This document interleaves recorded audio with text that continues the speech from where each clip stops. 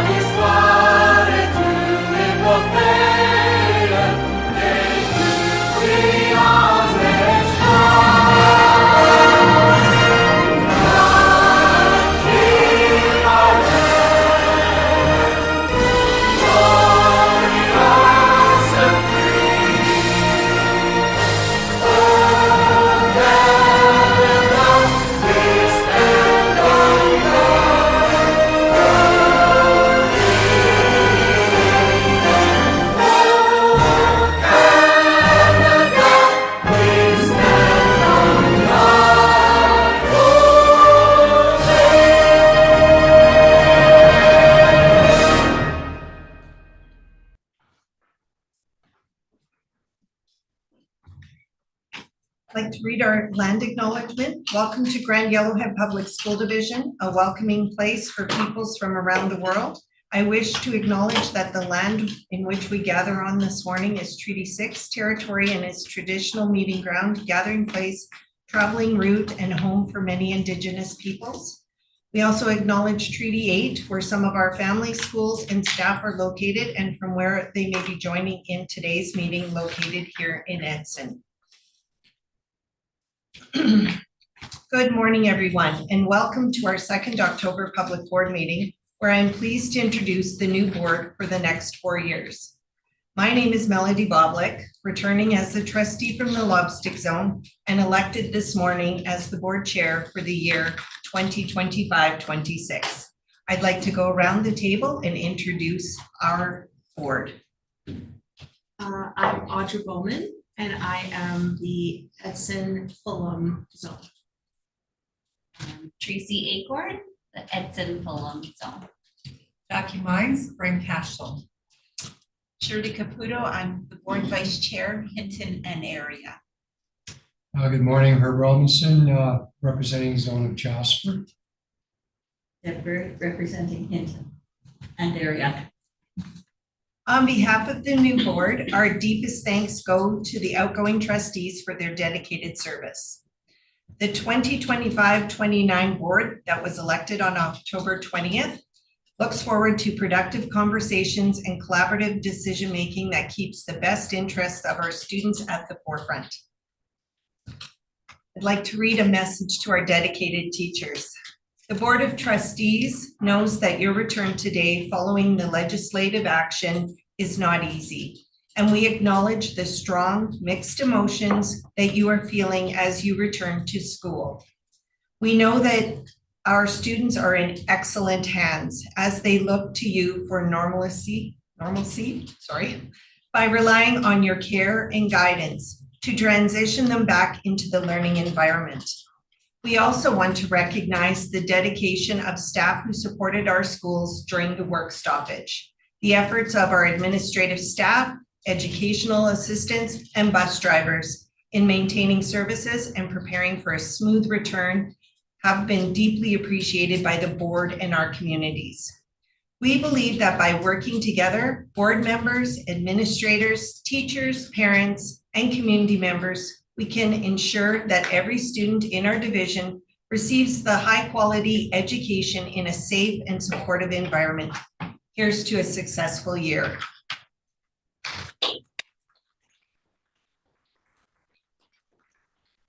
Thank you. Any changes to the agenda?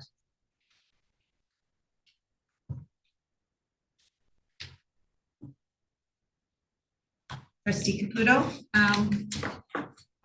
if we could add 7.2.4, that would be, because we did signing authorities this morning. And just so that you know, the board vice chair, and this is me, but this will be in the future, does not have somebody that signs over on his or her expenses right now, so. And just so that you know, I will step out of the room when you guys do that motion because of pecuniary interest. Thank you. Thank you. So 7.2.4 will be assigning authority for the vice chair's expenses. So could I have somebody move the approval of the agenda with the changes? Trustee Bowman, all in favor? Carried. The minutes of the regular board meeting of October 15th, 2025. Is there any changes that need to be made? Seeing none, I move that they be accepted as provided. Delegations, we have no delegations today. Spotlight on students, we look forward to when our students do return to provide us with their presentations. We move on to action items. So action item 7.2.1, board policy, role of the vice chair.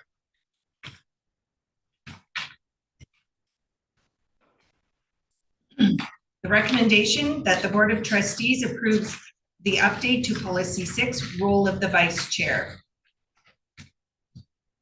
I guess we'll turn it over to myself. You will. As the outgoing, oh, sorry, do I have somebody approve the motion as read? Trustee Acorn. So the change to the role of the vice chair was the addition of number 8, recognize strengths in board members and encourage trustees to take leadership roles. Is there any questions as to this change? Seeing none, I'll read the recommendation again, that the Board of Trustees approves the update to policy 6, role of the vice chair. All in favor? And that is carried. Action item 7.2.2, update to policy 9, board representatives. That the Board of recommendation that the Board of Trustees approves the update to policy 9, board representatives. Can I have somebody make that motion? Trustee Caputo. And again, it's over to me. The changes that were made to policy 9 is what the policy committee is bringing forward is the powers in terms of reference. We went through and made sure that all of them for Alberta School Boards Association Zone 2-3 representatives, Public School Boards Association of Alberta Council representative, Rural Caucus of Alberta School Boards, and the Interagency and Chamber of Commerce. We made all the powers and terms of reference align with one another. And then we also added that the board either received the report verbally or in writing. So is there any questions as to these changes? Seeing, oh, yes. I just, I was interested in the term interagency, and I'm fairly new on the board, obviously. I understand that these organizations exist in each community. They're not all referred to as interagency, I don't think necessarily. I know this came up at our orientation, and maybe it's worth discussing this a bit further at some point as to, you know, whether that's an umbrella term, which I think is how we would interpret it here. I think the intent is clear, but I'm still a little vague about exactly what exists in each community. Superintendent Scobie, would you like to speak to this? We can. I mean, there are interagency meetings that happen in each of the communities. Some of our people that are here, like Amy Corser, who's our director of inclusion, we are parts of those meetings that do take place. So you're talking about bringing a number of agencies together to support from like family and I'm getting it wrong, FSCD, but maybe, you know, and maybe Amy would be even better than me to talk about what that looks like in each of the ones I know FSCD, who else comes together at some of the meetings that we have? FCSS is also in attendance, our family school liaison counselors and our divisional psychologists usually attend those meetings all the time. The idea is to talk about kids and families, to support kids and families, and what can we do to wrap around services as well. Yeah, sure. Any other questions? Seeing none, I'll read the recommendation again.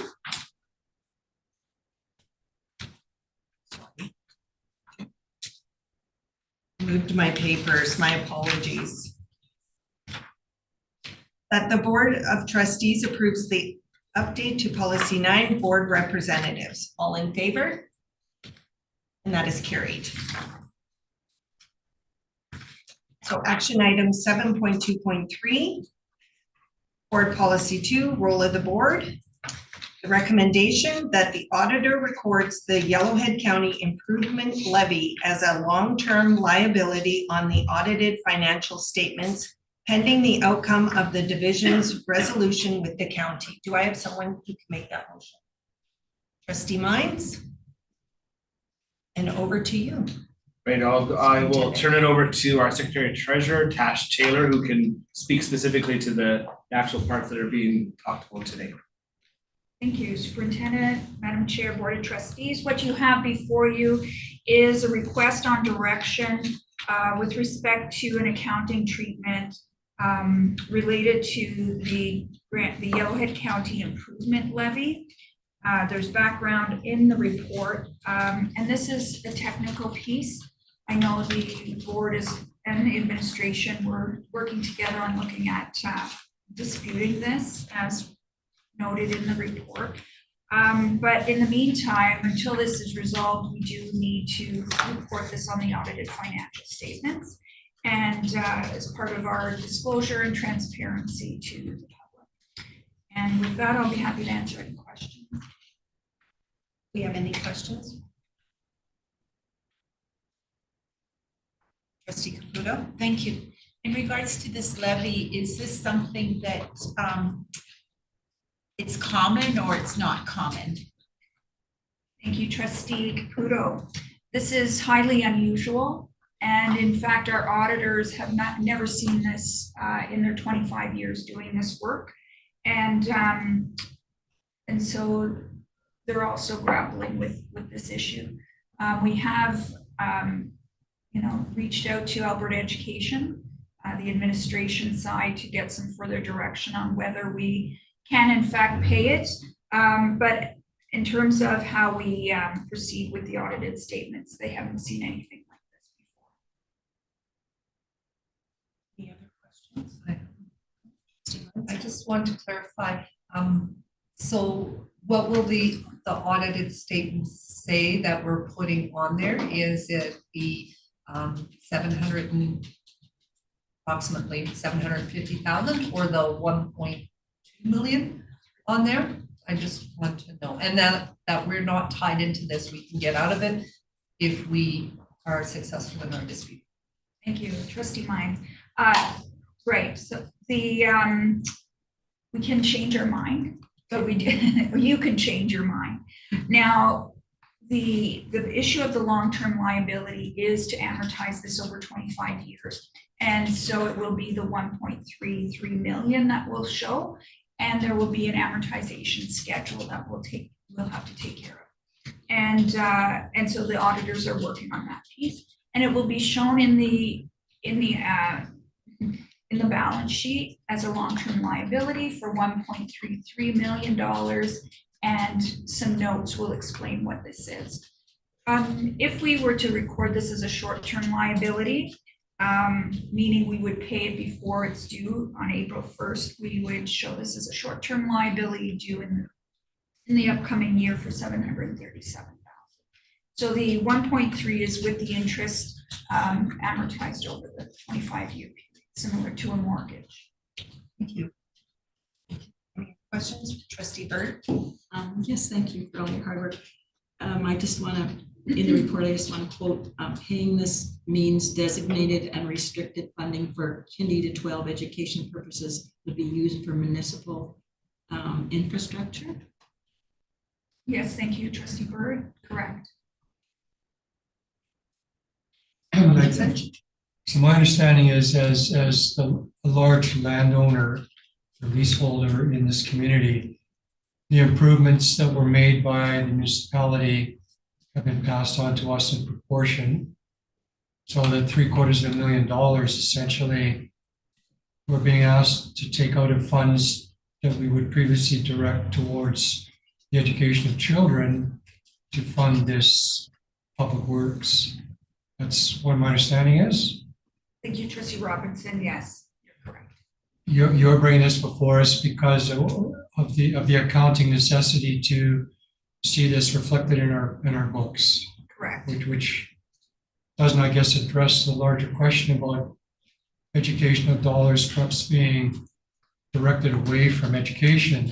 And you've suggested you've reached out to the Department of Education and other government departments, but have not yet received any clarification as to whether we must pay this or not? Thank you, trustee.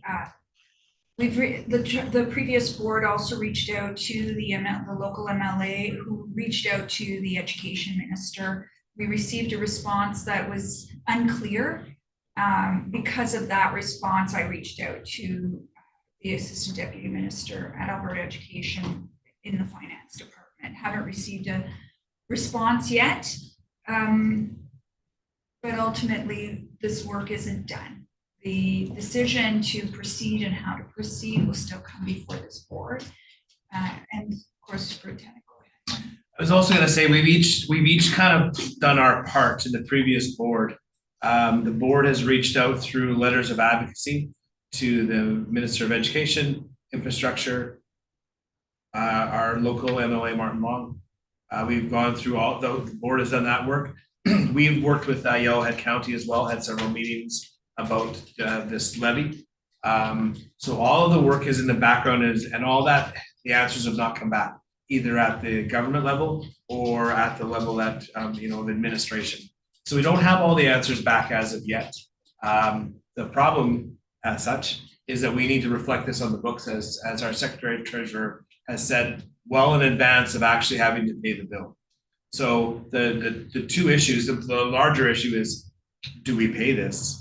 That will come and we will continue to work forward as a board and as a group here through Grand Yellowhead. The thing that so that is in the background and that is what's driving all of that's going on. But as you had said, right now we need to deal with this on the books for the auditor, so we have a way of doing that. And then the recommendation is to do it over the 25 years so that we can show it as a smaller liability each of those years.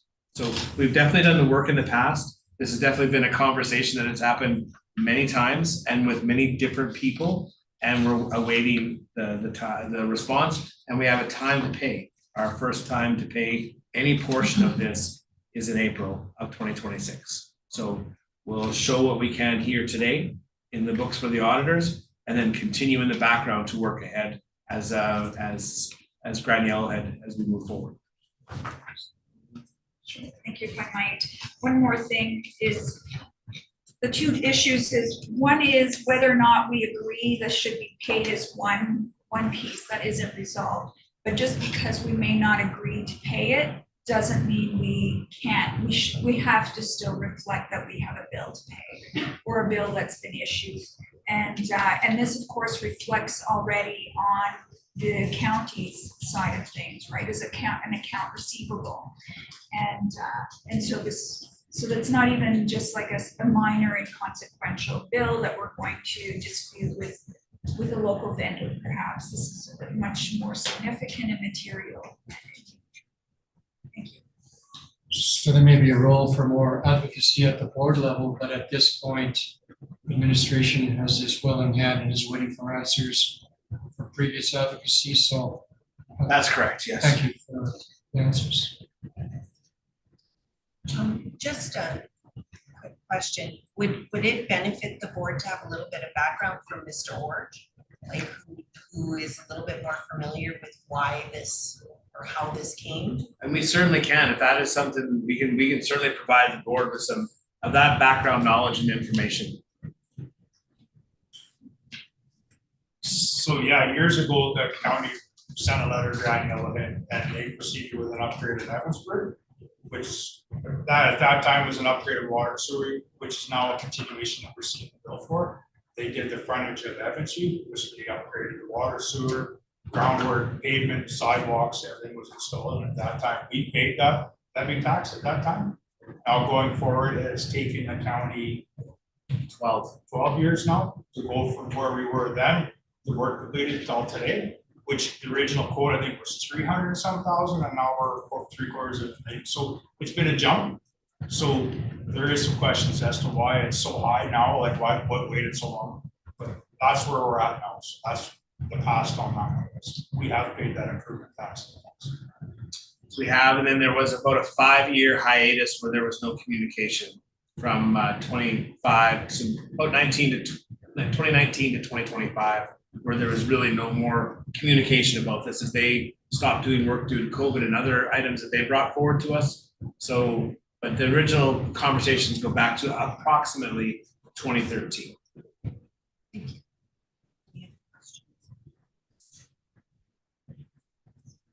Seeing none, I'll read the recommendation again, that the auditor records the Yellowhead County Improvement Levy as a long-term liability on the audited financial statements pending the outcome of the division's resolution with the county. All in favor? And that's carried. Our new action item 7.2.4 is that, excuse me, oh, yes. Because I am in this position of being the board vice chair, I'm going to excuse myself, and I'd like it noted in the minutes. Thank you, trustee Caputo.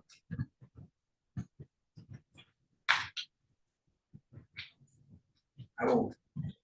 So 7.2.4, that the board approve a trustee to review and approve the expenditures of the vice chair. Do I have someone to make that motion? Trustee Bowman? Did you want to speak to this, Superintendent?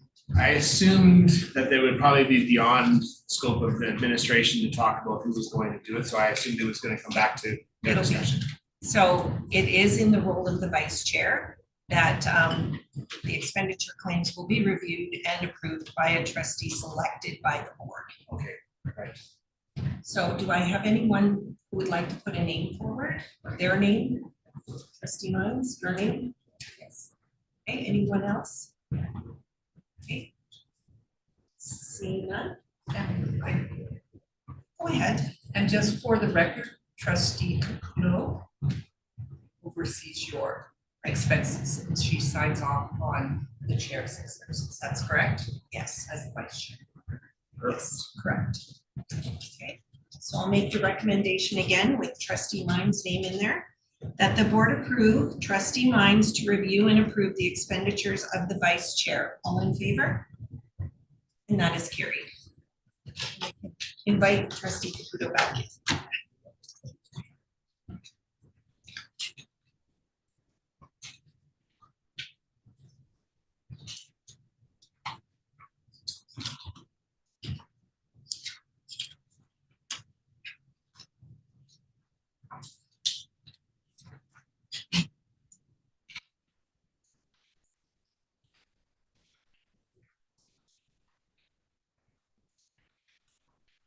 So moving on to our agenda, it is the board chair report, correspondence and information. I do not have anything, but I would like to write or read what I have prepared just as a thank you.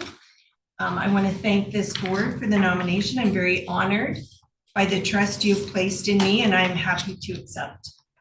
Over the past 4 years, I've learned that the real strength of our board comes from the relationships we build with each other, with our staff and students, our families and communities, and with our partners across the province. Those connections are what make our work meaningful, because I believe that it is the foundation of effective leadership. As chair, my goal is to foster an inclusive, collaborative board where every trustee feels heard and valued at the table. I'm looking forward to working alongside each of you as we continue to grow together and do what is best for our students and schools. Thank you. Now we'll move on to the superintendent's report. Over to you, Superintendent Scobie. Thank you, Madam Chair. So I basically took part of the report that we did in earlier October. We reported in on the 15th. And I wanted to add a little bit so people understood what was going on in the last number of days. So we had elections on Monday. Talked to each of the trustees, phoned them each on that night after the election was done, and invited them all to come and to work in an orientation session. Our former superintendent, Dr. Parsons, came and he led us through 3.5 days last week, or 2.5 days last week, and another almost whole day again yesterday as we began to do the orientation for the new board and orientation for me as a new superintendent as well. So we went through a very long list of policies. We looked at how they relate to admin procedures. We talked about governance. We talked about operations, and we've done a lot of work together. And so what I wanted to let everybody know was that the board here is committed to working together, committed to serving not only their own communities, but all students in all communities. And that in the time that we spent together, we've learned a few things. And it's important to know, this board is chatty. They like to talk and they go through and they were very engaged in the work that they did. And so we found ourselves retasking the 2.5 days and that day yesterday because they were so engaged in what they were doing. And it was really fun to watch and to be a part of and to hear the conversations and the changes that happened over that bit of time. I know other boards do sometimes 1-day orientation, and we've done basically 3.5, and feel really proud about the work that has come together to get the board together. And you can see in the way they speak, they talk, the respect they show, that they are there to ensure the learning of all kids, and they want to make sure that what they're doing is supportive of the work in schools. So I wanted to thank the board for the work and the time they put into it, because it is not easy to take all of what we've just done and learn as much as you've learned in such a short period of time. So that's the end of the report that I have, plus the other couple pages if anybody has any questions about what I was reporting on today. Anyone have any questions? I would like, if you don't mind, that the board maybe reflect a little bit about their experience in the past 3.5 days. Just, you know, if you want to, whoever wants to speak up. Any experience with the fire hose of information? I will, I guess. I was one of the chatty ones. And they all were actually, and it's a really awesome team. Do I speak to these people? You can speak, so there is a camera that's above me that you can speak to. You can also talk to them. It's an interesting position to be in. So I'd just like to say thank you to who we're working with. We're the community of the whole, and just the whole idea of community of the whole. I'm sure that you have the community of the whole going here too. We were really impressed with meeting so many of you. We didn't know that so many creatures lived in this building. But what we really learned is policy wasn't daunting, thanks to Kurt, who really did an excellent job on demystifying it for us.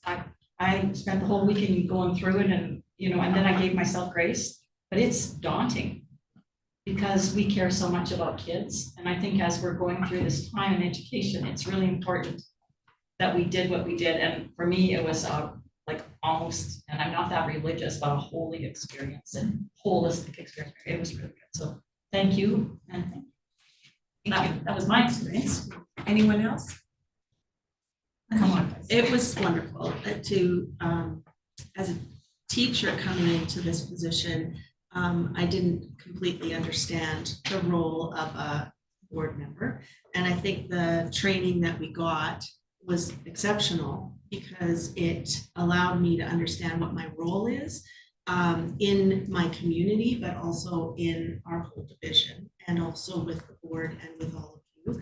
So yeah, I think it was so beneficial and I'm very thankful. Anyone else want to speak to it? Well, Sorry, Trustee Caputo. Thank you.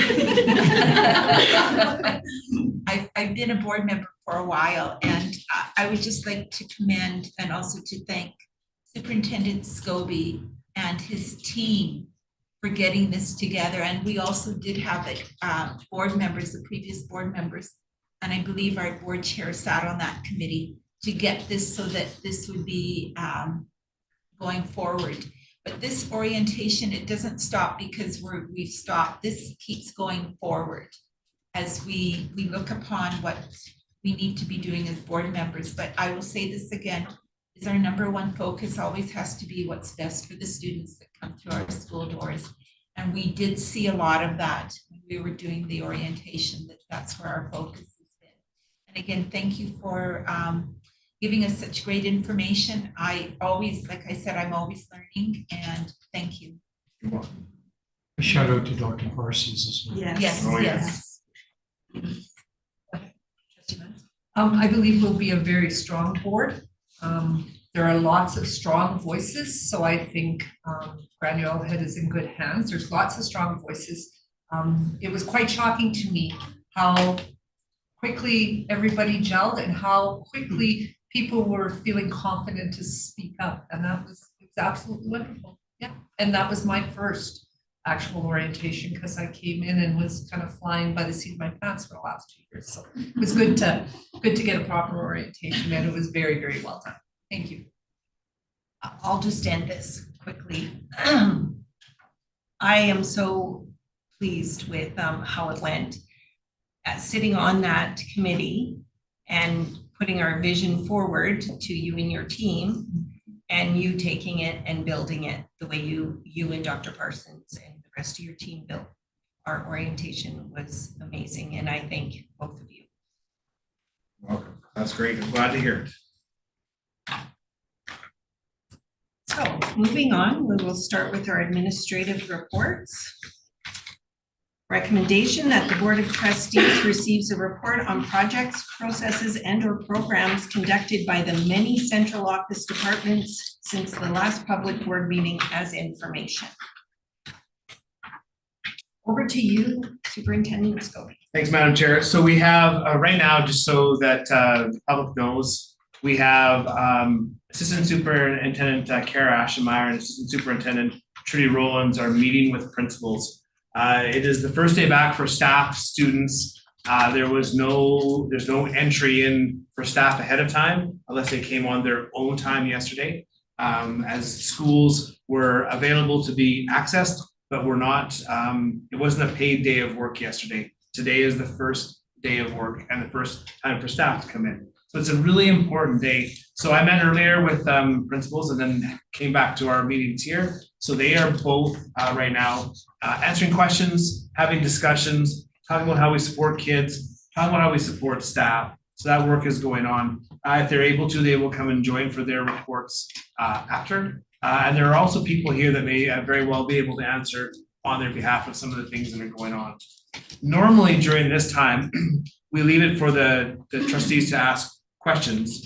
But because it's our first board meeting together, we thought this time and for the next board meeting that our divisional reports, we would go to each person and have them present. They could present a little bit about who is on their team. They could present about some of the big rocks they have that are going on, some of the things that we're doing, and then you'd be able to ask questions. And that way you can see who the team are that is supporting the work that the board is doing. So that is our hope today. So we'll start with finance, our secretary treasurer, Cash Taylor. Very much. I'm Taylor, I'm your secretary treasurer, and have a few bullet points on the report. I mean, this, of course, isn't all encompassing of the day-to-day work. These are just some of the larger features of what's taking place above the day-to-day. We're looking at, of course, just wrapping up the audit, and that will be coming to the audit committee November 25th, and then to the board at their subsequent meeting the next day for review and approval. That's a big task. We are short-staffed, and we have an incredible team of people pulling all the information together so quickly for the auditors. We have just recruited and hired a director of finance, and so that we will be looking at some realignments in that area of the department. and seeing maybe a new restructuring and some additional roles and budget permitting some positions that support the assurance feature of what I think we could benefit from. I'd be happy to answer any questions. This is a repeat from the previous board meeting of October 15th. So some of you may have seen this and some of you may wish to ask questions. Questions for our Secretary Treasurer? Trustee Caputo, thank you. Well, about the audit, where is that in the process? Thank you, Trustee Caputo. We're in the, I would say, final stages, so it's about 80% complete. And the auditors are no longer on site. They were here last week and now they're off doing some reconciliation. And what they do at this point is they review certain details and come back to us with any further questions. If there's a variance that maybe they're questioning how come something was far from the budget, what some of those explanations are. So they've done the main part of it, and now it's the cleanup, final pieces, and dealing with some unusual elements, including the tax or the improvement levy and the GST with fires. So some unusual pieces that they're looking into that at this time. Trustee Robinson. I'm just curious about the GST issues related to the Jasper fire. Maybe you've explained this 12 times, but. Thank you, Trustee Robinson. This merits probably a report on its own. For those who know, it relates to the insurance claim and a portion of GST that we are being billed for from the provider, from the vendor, the restoration vendor. However, because and this is the short, maybe we'll give you a report on this. But the short of it is the vendor was paid by the insurance company. However, we're being asked to pay the GST, but the bill didn't come through us. So there's a challenge there. When we didn't pay the bill, we can't claim the GST, yet the vendor is requiring GST be paid. And because we're a school division, we can claim from CRA 68% of the GST of the overall bill, which was slightly over 10 million. So the GST is over $300,000 owing, or the vendor is seeking. Yeah. Okay, thank you. Well, in that regards, like I'm going back to the insurance deductible that we had to pay $500,000, and we have written already, I believe, twice already to the federal government to see if they would cover that cost because Jasper is in a national park. Is that something that we should look about pursuing again and writing again to see if they would cover that cost? Thank you, Trustee. We can always try.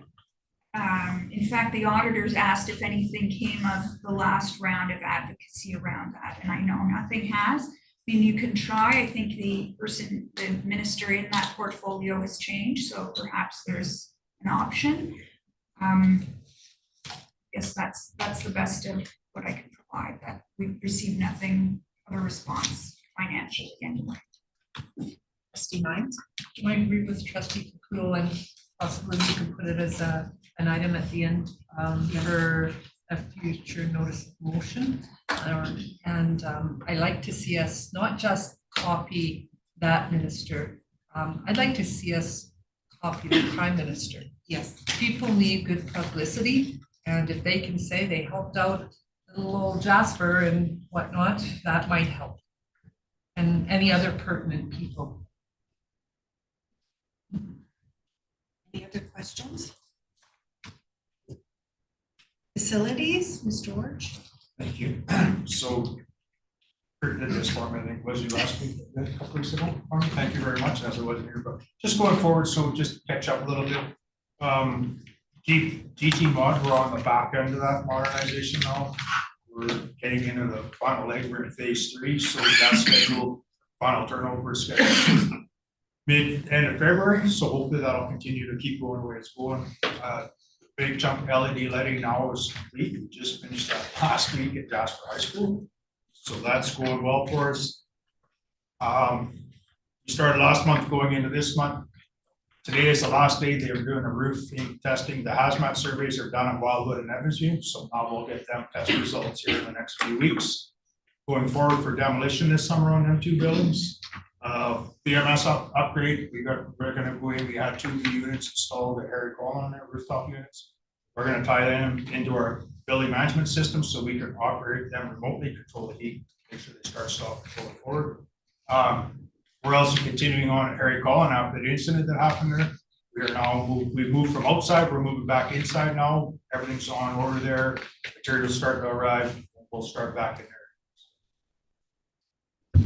Any questions for Mr. Orch?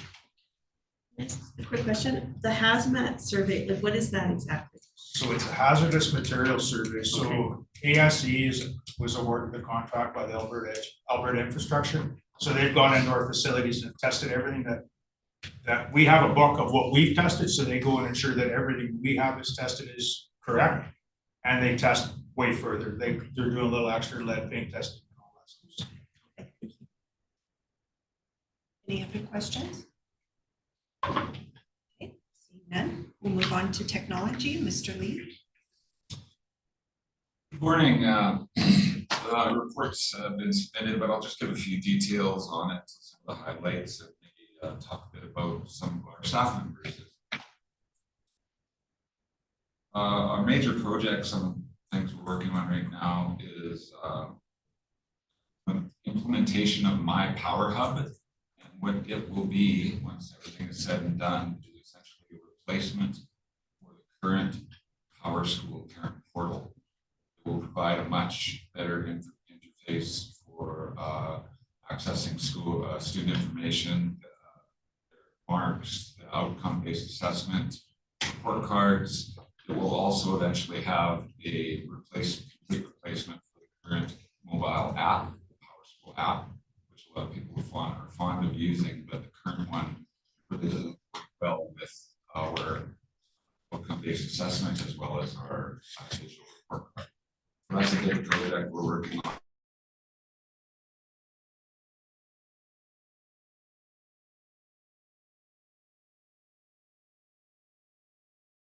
But it's just new to Canada, so the infrastructure that they're spinning up in Canada to support it has had a few hiccups, so there's a few delays along the way, but we continue to work on that. 2 other big things is we are going to be upgrading West Haven and Mountain View to voice over IP phones to switch from their legacy phone systems that are well failed. And at that point, that'll take us over the halfway point where we'll be pretty well just about 60% voice over IP division wide. Our phones, instead of going the old-fashioned way through analog telephone lines, significant cost savings for the schools in their monthly bills. Their TELUS bill. They have a very minimal TELUS bill. So that's some of the big projects we're working on. Recently, 2 of our staff members, our systems analysts, have gone to ATLE conference in Red Deer. That's the Alberta Technology Leaders in Education Conference. We brought back some very valuable information and learnings to share. Another one of our team members, Candace, she in early October, she attended a Canadian-wide AI conference in education. Excited to hear a little bit more about that and everybody's different perspectives from all over Canada about how their districts are embracing and dealing with AI. So, as far as our staff members go, the technology team consists of, including myself, 10 members. Myself, we have 2 supervisory teachers, one being Candace, who's the ed, works on the ed tech side of things, looks after all educational technology, training for our teachers, our digital lending library, various other things. So a ton of work on our digital report card, things like that. Assessment, things like that. Adam Fragmeni is our other supervisor teacher. He works more on the Breda side, on the digital report card dossier, which is our student information analytics platform that provides analytics with all our Power School data. He's also pivotal in the My Power Hub project. And we have we have a systems administrator, Shirley Lutowski, and a data coordinator, Donna Funk. They are our crucial people in our student records area. They look after all of our student records, our Power School. They support our secretaries in their work with our teacher, our Power School, and keeping student records up to date. All of our reporting that goes into capacity synchronization. That's all sought by Shirley and Donna, and they do lots with them. And then we have systems analysts. We have 3 in Hinton, or 2 in Hinton. Carter, Keegan, and Sean DeWarm. They generally work from Hinton West. And we have 3 in Wang Lee, Bill Dick, and Stephen Mercer. The systems analysts on this side, central. That's our team. And I'd be happy to answer any questions. Any questions? Trustee Mines? I'm just curious, Power Hub, is it like an extension? So we're paying a fee for the extension, kind of like Intel Media One? Yeah, it's a separate platform that ties. It is a Power School platform, like it is by the same company that makes our SIS, but it's their single pane of glass. They're kind of marketing it as, when everything's said and done, parents will go there, they'll be able to access their students' assignments, marks, things like that, their digital report card. They'll be able to go and pay their fees through RICOR. They'll be able to school messenger is tied into it, a great deal that will be there. There's messaging that we're support back and forth between teachers and parents.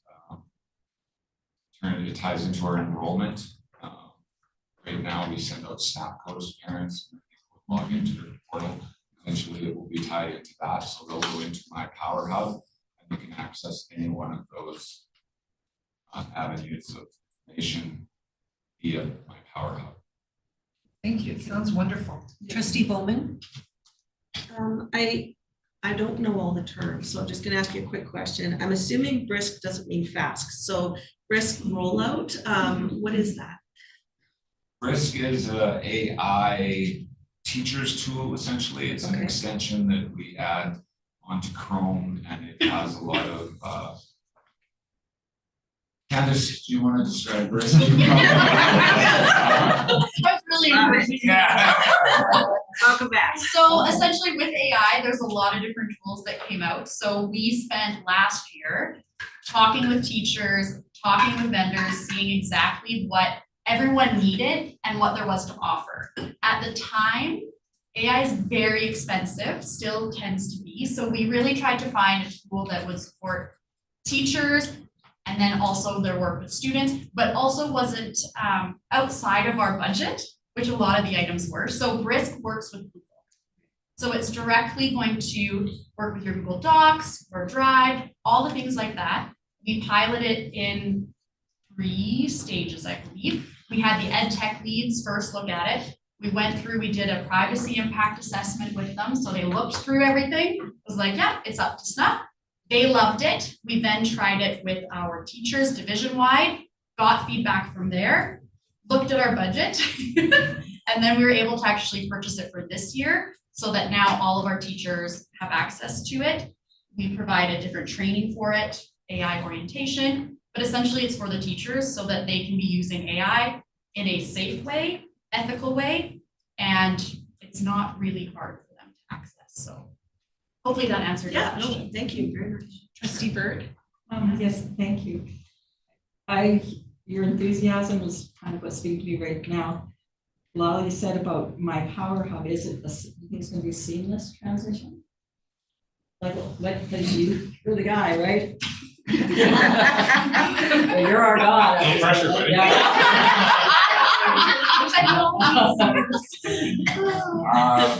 It will be a change. We will do our best to make it as seamless as possible. I wouldn't be accurate in saying it's going to be completely seamless.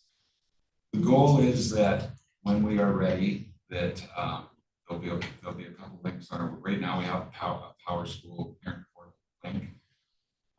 That will be replaced by My Power Hub. They'll go there, they'll log in.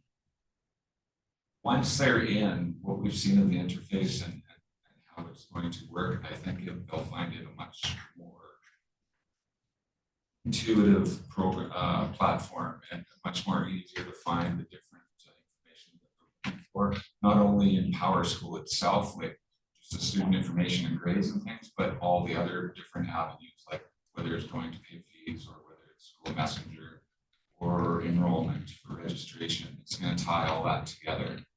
So yes, it will be a change, but I think it will be a change for the good. And the app as well, the phone app, mobile app, promises to be. Thank you. Trustee Robinson? So you're using the word bridge, the structure that goes across a body of water. It's not an acronym for something else. Okay, that's just.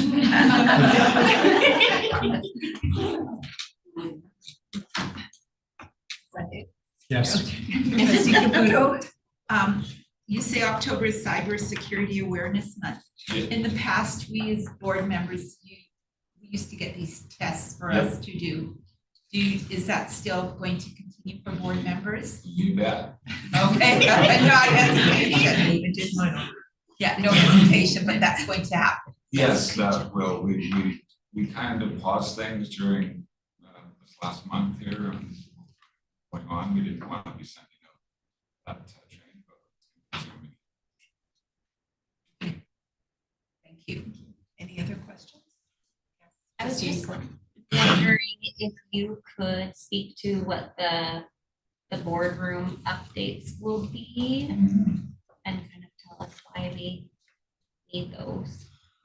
well, one of the reasons is, as you've noticed here, I think somebody earlier said, please speak up for Canada's security. So we've just within the room, the volume within the room, speaking across the room, people have often struggled to hear. And then also with our live stream, the audio on our live stream isn't the greatest. We've got a couple mics up here that look after that right now. But if you go back and look at some of our live streams, I think you'll find that the audio is lacking. It's very difficult. So we've wanted to do this upgrade for quite some time. It's just fortunate now with our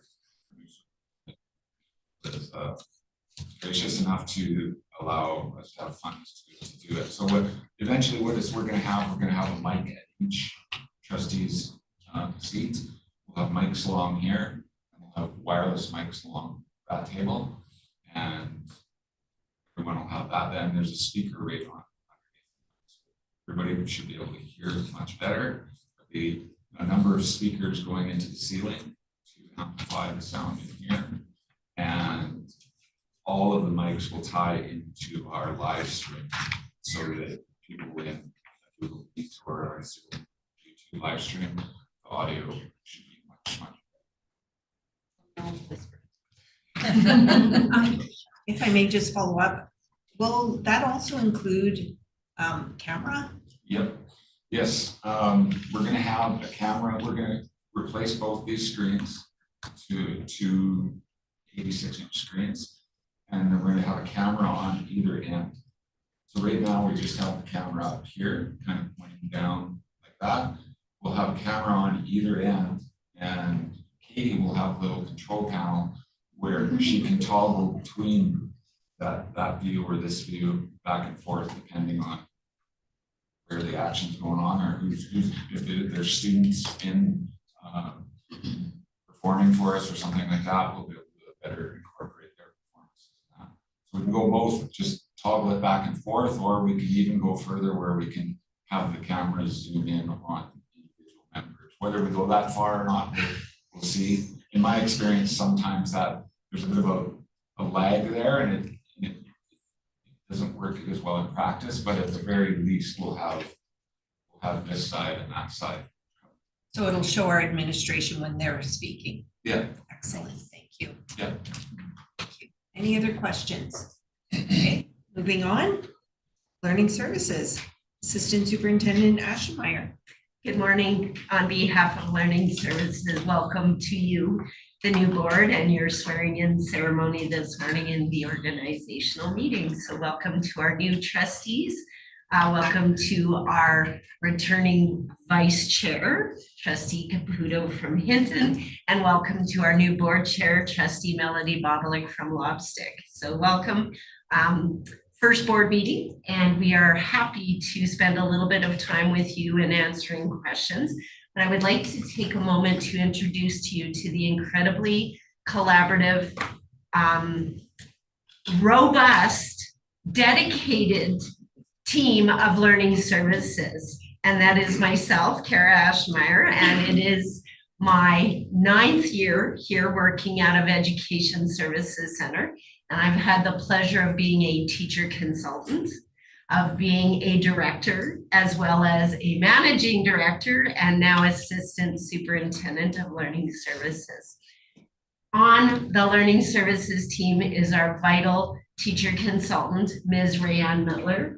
And I would like Rayanne to speak a little bit about the work that she does. She is truly the boots on the ground. And I'd like her to take a moment to introduce herself to you and also to our stakeholders. Hello, board. What a first day back, oh my goodness. I also understand the fire hose. For those of you who may not know me, my name is Rayanne Miller. I am out of Hinton, and I want to say this is my 12th year with Grand Yellowhead. Before that, I worked for Buffalo Trails. Here I taught in the communities of Canyon Junction, and I taught in Hinton in several different schools, Crescent Valley, the Learning Connection, and most recently Harry College. I am very excited to have this position this year. I spent part of the time working here out of Edson, and then the rest of my time in Harry College. I wasn't ready to give up students. I have done most of my work with my master's degree in Indigenous education, and I'm very excited to be able to do that on a more traditional level. I'm very lucky to work very closely with Assistant Superintendent on all of the many projects that we have going on to be able to support our kids and our teachers. Thank you, Rayanne. So when Rayanne used the word support, that's truly what Learning Services is about. And now more than ever, we are really focused on teachers and supporting student learning. So our department encompasses student learning through the work of our teachers and our school leaders. So we focus on things related to curriculum and assessment. We focus on Indigenous education, mentorship, and also in my role as assistant superintendent, looking at, our aspiring leaders, our assistant principals, those pieces. As I said, I'm excited to have Rayanne. She does work with our first-year teachers and second-year teachers as requested, and also teachers new to our division that maybe not brand new teachers, but need to learn the new Grand Yellowhead ways and ways of doing things. So Rayanne is very vital to the Learning Services team, and she provides a great perspective. One of the key highlights for Rayanne being a teacher consultant is her classroom is actually her office. So she does not have any official classes to teach at Harry College, but she uses her classroom and it was scheduled to happen. Unfortunately, we had a pause on it, but Rayanne will work with our Indigenous lead teachers in her classroom, and we look forward to Rayanne sharing some of that and what it's like for you as a board in an upcoming meeting. That space is really important. And Rayanne works with students there. She offers a homework program, a lunchtime program for students and people to drop in. And so a very key role for us in the division. You probably saw there are lots of things on there, and I'm happy. I don't want to read through all of them. Right now, the biggest focus of support, as I said, is on our teachers, our leaders returning back. The number one thing our teachers, leaders need to do is ensure that we are educating our students on the outcomes of the program of studies. So I did want to share with you that colleagues around the province have been working the last 3 weeks behind the scenes, anticipating the return of teachers and leaders, our courageous people on the ground with our students. Our students are happy to have teachers back. Teachers are happy to be with students, and we are working to support the teaching going on. So I just wanted to share something that's not on the report, and then I'll ask if there are any questions. We will be helping our teachers and leaders with pacing guides that will be adjusted for K-9 to help our teachers with focusing on where do they need to dig really deep on which outcomes can they spend less time on. Here is an adjusted pacing guide to assist you in the work that you are doing through this year. No further ado, I open to the new board. Any questions or clarifications on what you see there in the work that has been done or to be done? Happy to answer any questions. Thank you. Thank you. I notice here that you have Alberta Post-Secondary Advisory Group meeting. Is that for post-secondary, is that where you advise them maybe that they need more seats in university to open up more seats for students? Thank you, Trustee Caputo. So the abbreviation, you're right, it is the Alberta Post-Secondary Advisory Group meeting. It was a pilot project done, and it was an application / website which was accessible by our grade 12 students. Students in Parkline Composite High School were chosen to be part of a provincial pilot program for this website. So what happened is in 4 phases, students were taken through workshops. 1, to determine what areas might you be interested in learning. Number 2, how do we go ahead and apply for that? Number 3, how do I submit my application? And number 4, how do I secure financial funding? It was a pilot project which has now come to an end. And so the APOP pilot group does not exist. Our last meeting for the APOP advisory committee, which I was thrilled to be a part of, is that this will be continuing. They are just finalizing the final research results of the program, presenting to Alberta Education and looking to see what that will look like moving forward in the year to come. Trustee Bowman. Mentorship is a huge thing for me, so I am so proud of the division for doing the mentorship that they do. I had a question though from one of the people in the Edson area, and I thought it was good to bring it to you. Has the division ever thought about mentorship for EAs? So, and I don't know, so I'm just wondering if, because I know they have a very difficult job as well, and I was wondering if there has ever been a thought of it or whether we already are doing it. I wasn't sure. I don't want to say that we are not doing it because I'm not sure. So Trustee Bowman, the inclusion piece, yes, this is mentorship, and we all blur portfolios, absolutely, because we're all in service to students and learning. I don't think there is a formalized mentorship piece, although I will say the mentorship done with the educational assistants over the last 3 weeks has been phenomenal.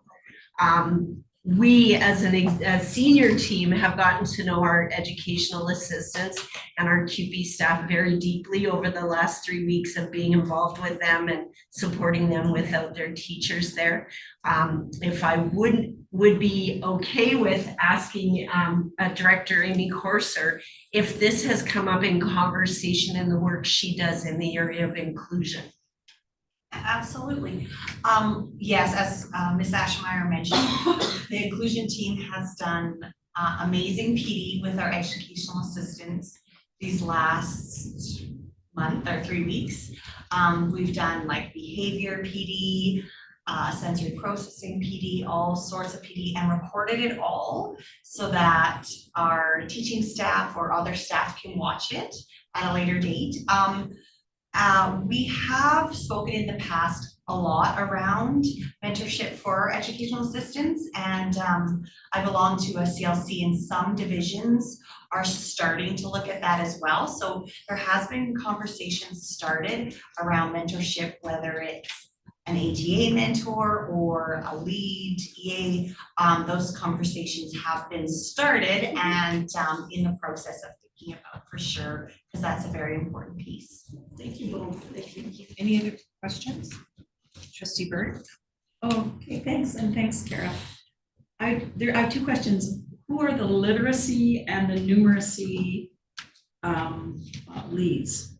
Leads or consultants? Consultants. So our numeracy lead is Thinking 101, Jerry Lorway, who's a certificated teacher and works in mathematics. K26 is her primary area.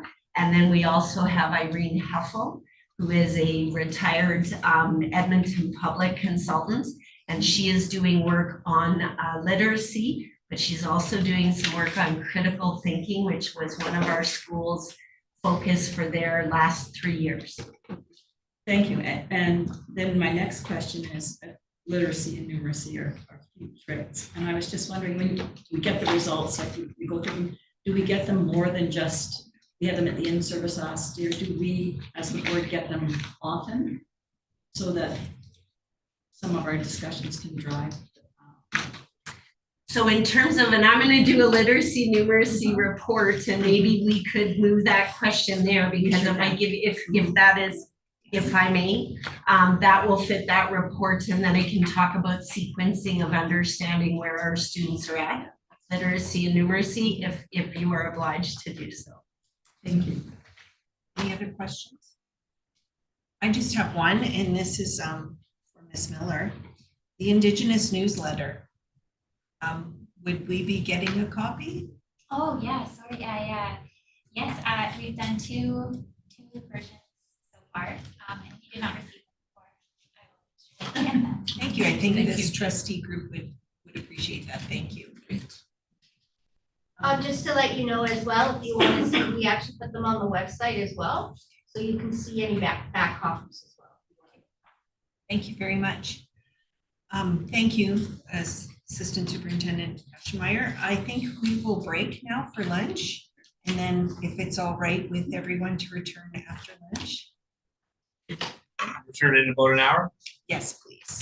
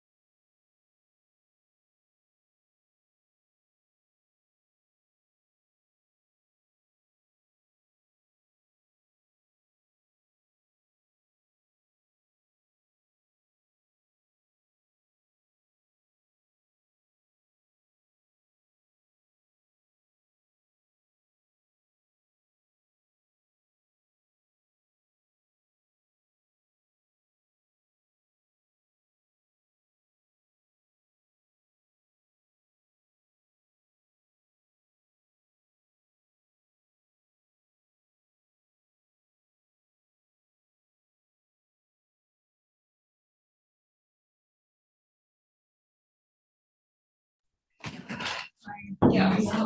Welcome back. We'll reconvene at 1:11. And we'll start with Human Resources, Assistant Superintendent Rollins. Good afternoon, Board of Trustees. Congratulations on your appointments and welcome. As the Assistant Superintendent of Human Resources, Transportation, Inclusion, and Staff Relations, I look forward to working with yourselves together and strengthening our commitments to the vision and mission of the Grand Yellowhead Public School Division. I am going to say that I ask that you give me some grace. I'm going to read some of my notes because I unfortunately am triple cursed. I am a teacher, I am involved in human resources, and I am also South African, which means I do like to talk. And so I'm going to try and stick to my notes and not take up a lot of your time. In my area of responsibility, the strategic priorities and core responsibilities are fundamentally focused on operational excellence and student success by supporting our staff and ensuring equitable access to services for all of our students. We directly align with the board's focus on people, access, wellness, and excellence. Active support for the work of the superintendent and the board is carried out by driving strategic initiatives across each of the departments in the portfolio, ensuring that all operational aspects actively contribute to the division's overarching goals. For example, focus on people is lived out through strategic workforce planning, talent management, and recruitment. We prioritize the recruitment, retention, and development of high-quality staff in all departments to foster a professional, supportive, welcoming, and safe working environment. Focus on access finds voice through equitable access and inclusive services. We work to ensure safe, efficient, and equitable transportation for all of our eligible students and embed inclusive practices across the division to remove barriers to learning while championing the development and implementation of inclusive policies to support every child and every staff member. Our focus on excellence means operational integrity and compliance, maintaining positive, effective staff relations through clear communications and fair collective agreement administration, as well as ensuring that all policies and procedures meet legal and ethical standards and align both to our Education Act and to the requirements of the Alberta government. And maintaining those ethical standards is part of this integrity that we bring to our job every single day and show up with in terms of our mindset. In order to effectively translate the board's vision into effective, people-centered, and Alberta government compliant operational realities, each of these areas is effectively led by a highly skilled director and the staff in those departments. So it gives me great pleasure to introduce to you the directors with whom I am very privileged and blessed to work. We have for our inclusion, Director Amy Corsa. We have for Human Resources, Director Rochelle Jess, now Rochelle Campbell. And we have for our Transportation Department, Director Christine Van Nack. So I'm going to have each of the directors share with you a slightly more specific and detailed report from each of their departments. And in that way, you get to know them a little bit more and hear their voice, not just mine. So I'm going to hand over. We'll start with inclusion first. Okay. Good afternoon, everyone, and welcome our new board. I'm the Director of Inclusion, and so I just wanted to kind of explain and go over my whole team and kind of what we do in our portfolios, because a lot of the times we get those questions like, who is the inclusion team and kind of what do you do? So the inclusion team fulfills all of our 4 board priorities. But one of our main focuses on our team is the 4th board priority, system health and wellness.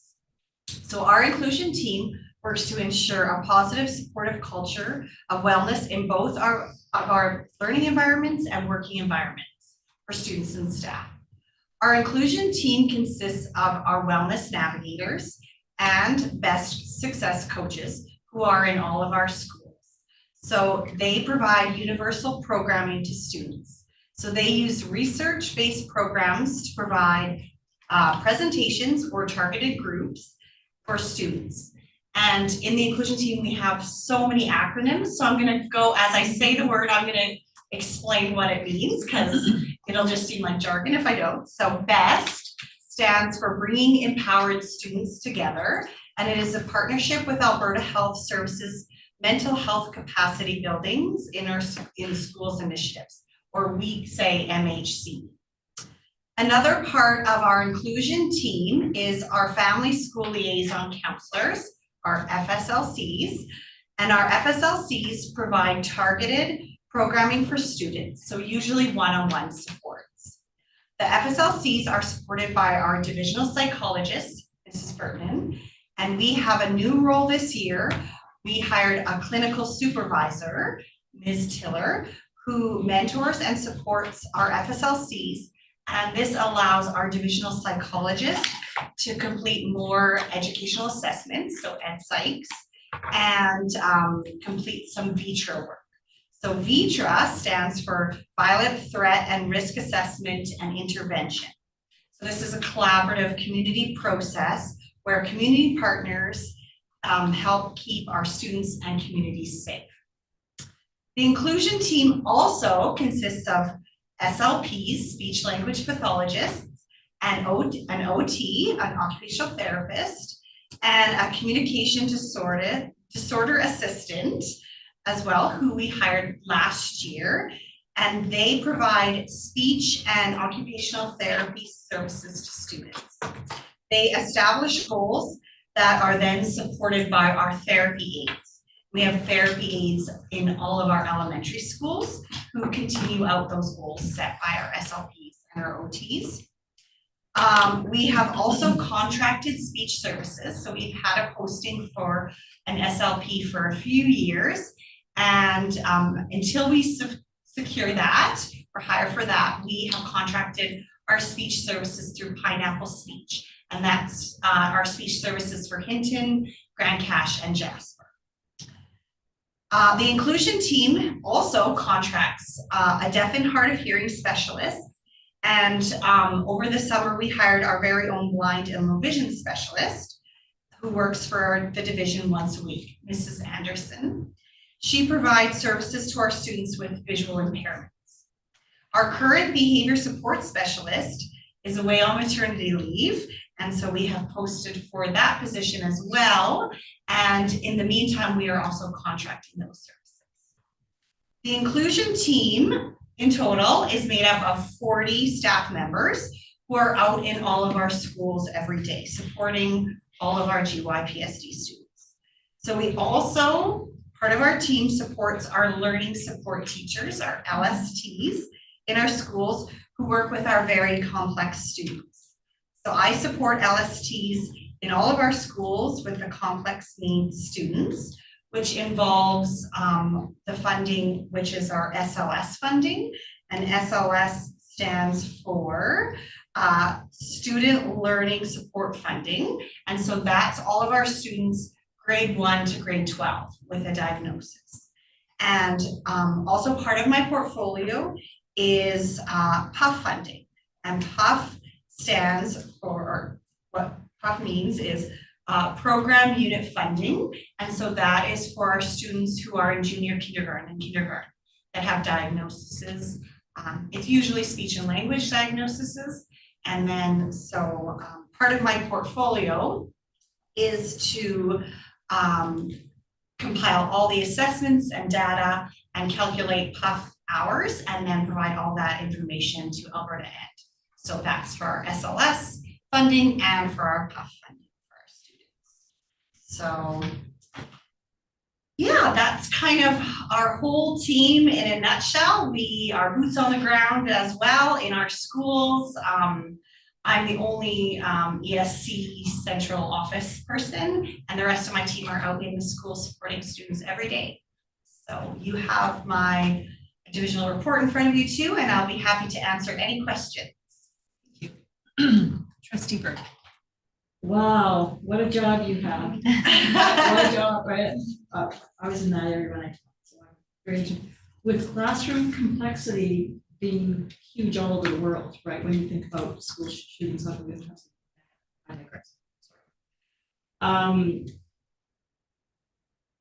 I know the VITRA program, and I was wondering, because we need more. And you're doing a great job. Is there any way more of our staff would be able to be trained in VITRA? Because I see it as a very useful tool for the entire division and for our community of the whole here, supporting it as something board driven, like, or maybe not board driven, but that we would have more input into it to help alleviate some of the things that are complex situations that are happening all the time in schools now. Yes, thank you, Trustee Bird. Absolutely, our trainers need to get recertified, so come November, they're getting their trainer certification again. And then from there, we open it up to anyone who wants the level 1 feature training. So last year and the previous year, we trained principals, assistant principals, RCMP, children family services workers. We open it up to the whole community. So absolutely, if that's a wish for trustees, of course we can make that happen, sure. Trustee I just have a quick question because I don't know what LISS is. Oh, absolutely. Okay. Yeah, so that's a grant. Okay. LISS stands for the Low Incidence Student Support Grant.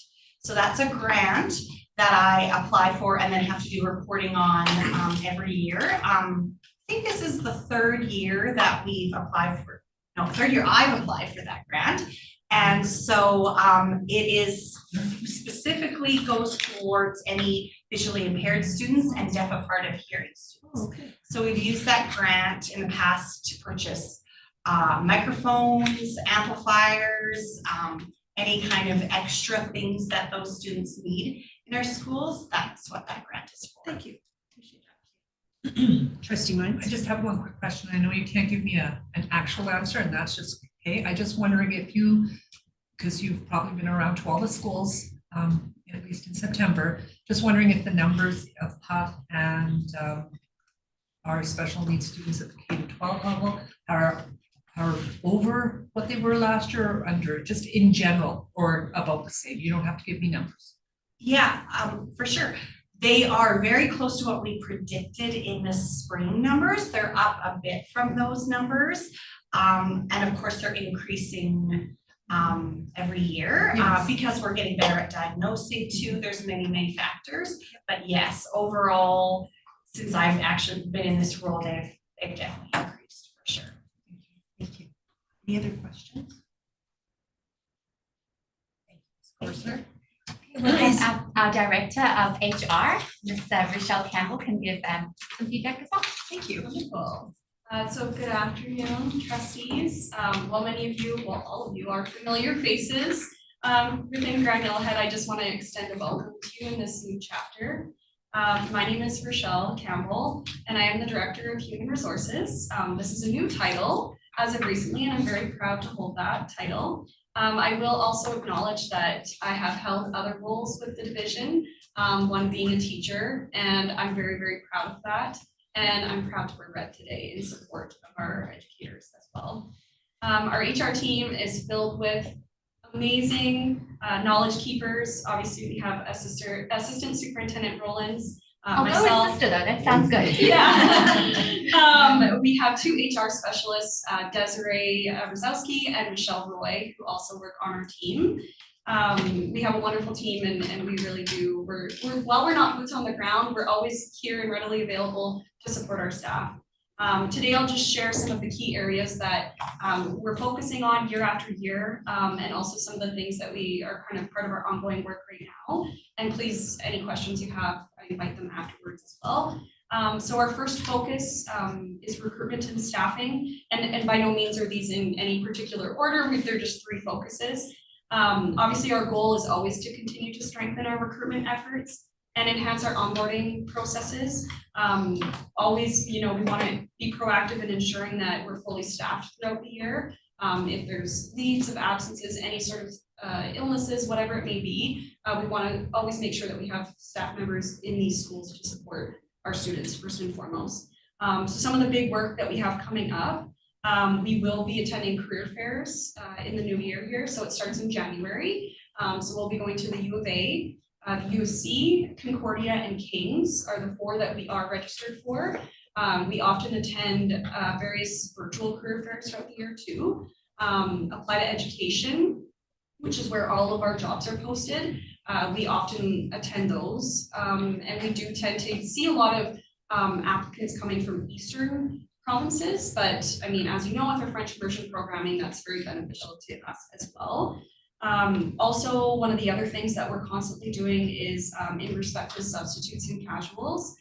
We're always encouraging recruitment in those areas. Last year, we created an infographic and we sent it out to all of our communities. We had it posted in anywhere we could to try and get more subs and casuals.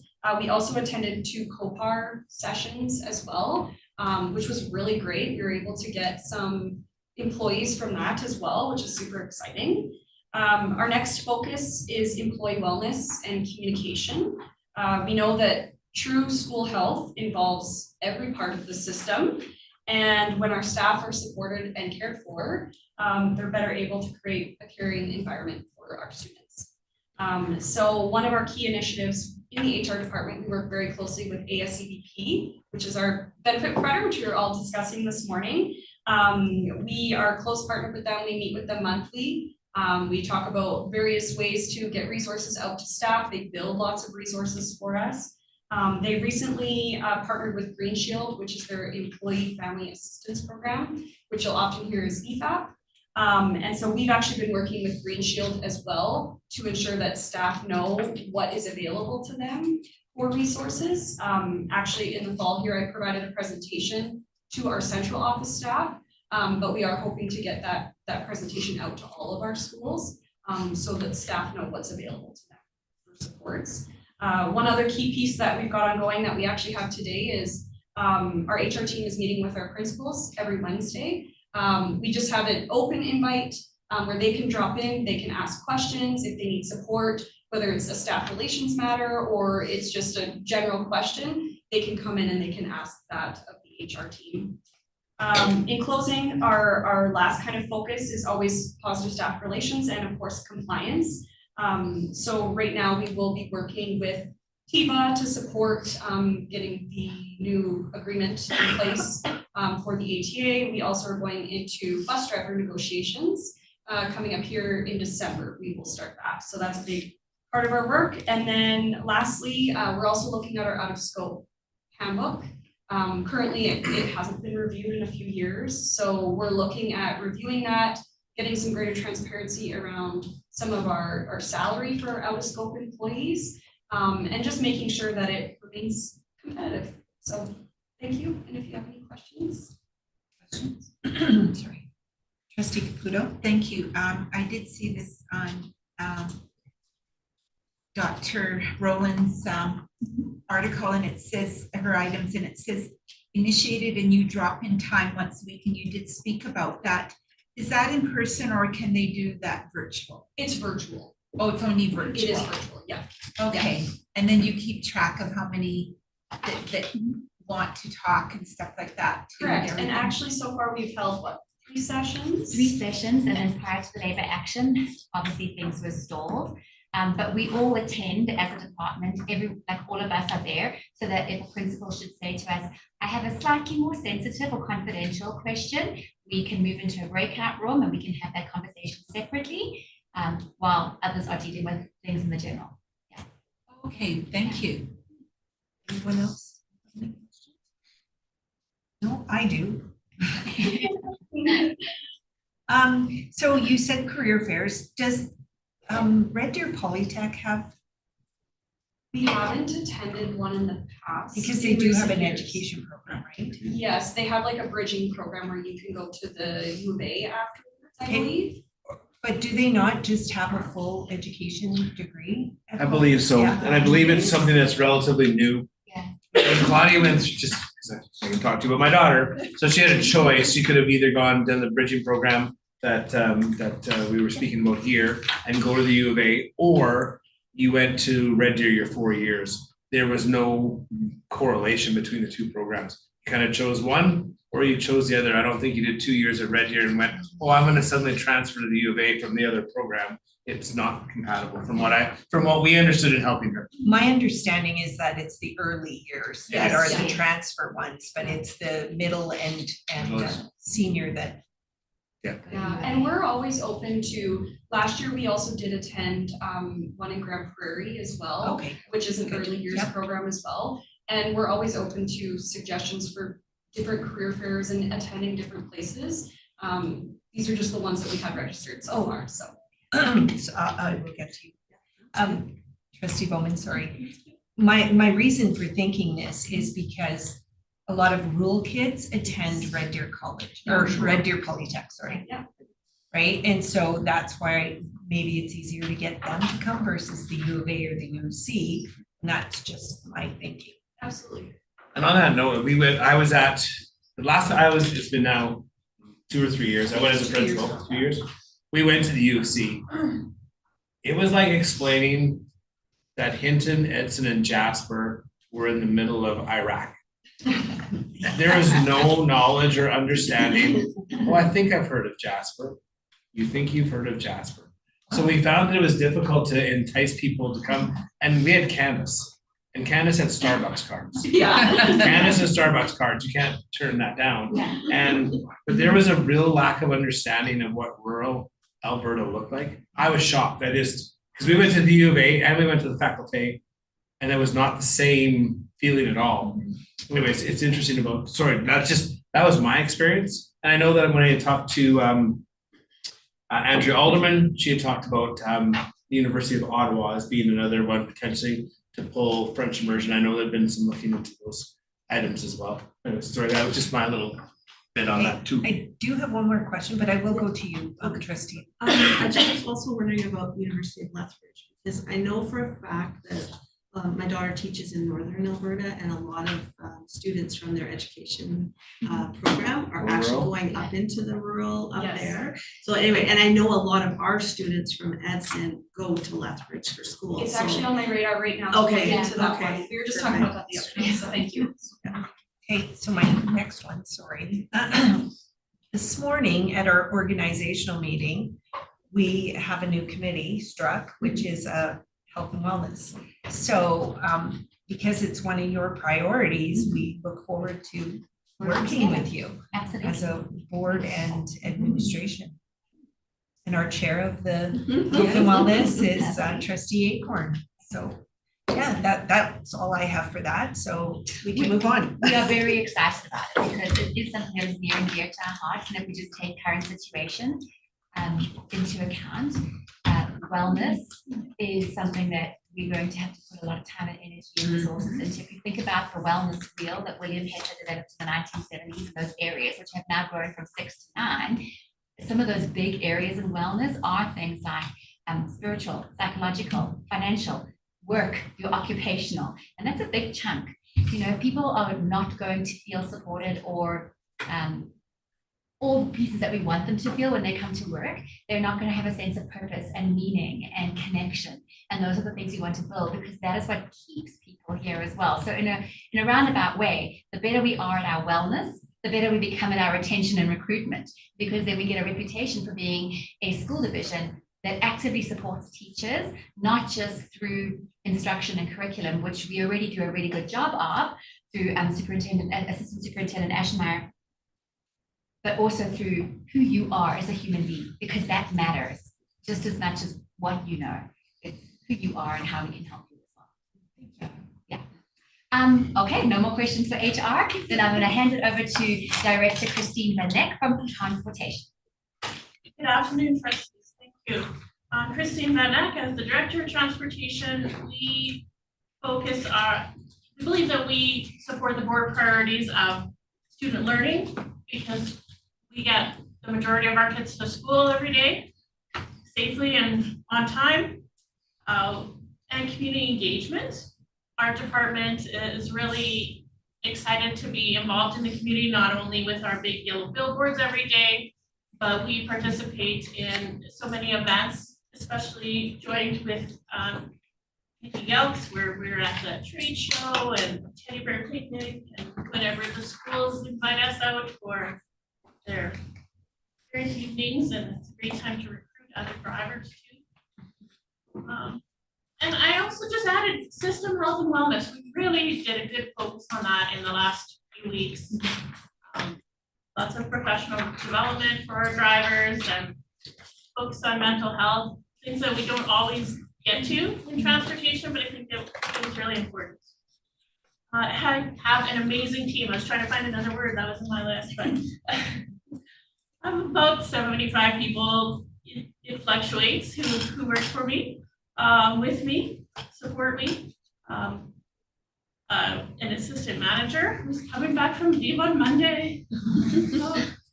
I have 1.5 transportation assistants who just do everything in the office, emails, phones, we're on dispatch. Our office is open from 7 a.m. to 5:30 p.m. every school day. I have 3 full-time mechanics and 1 apprentice mechanic. He started as a RAP student from Parkland and has been working with us for several years, and now he's on his couple months of schooling, so we're excited when he comes back and knows even more. He's a great asset. I have 2 driver trainers, they're also bus drivers, and I'm a driver trainer myself.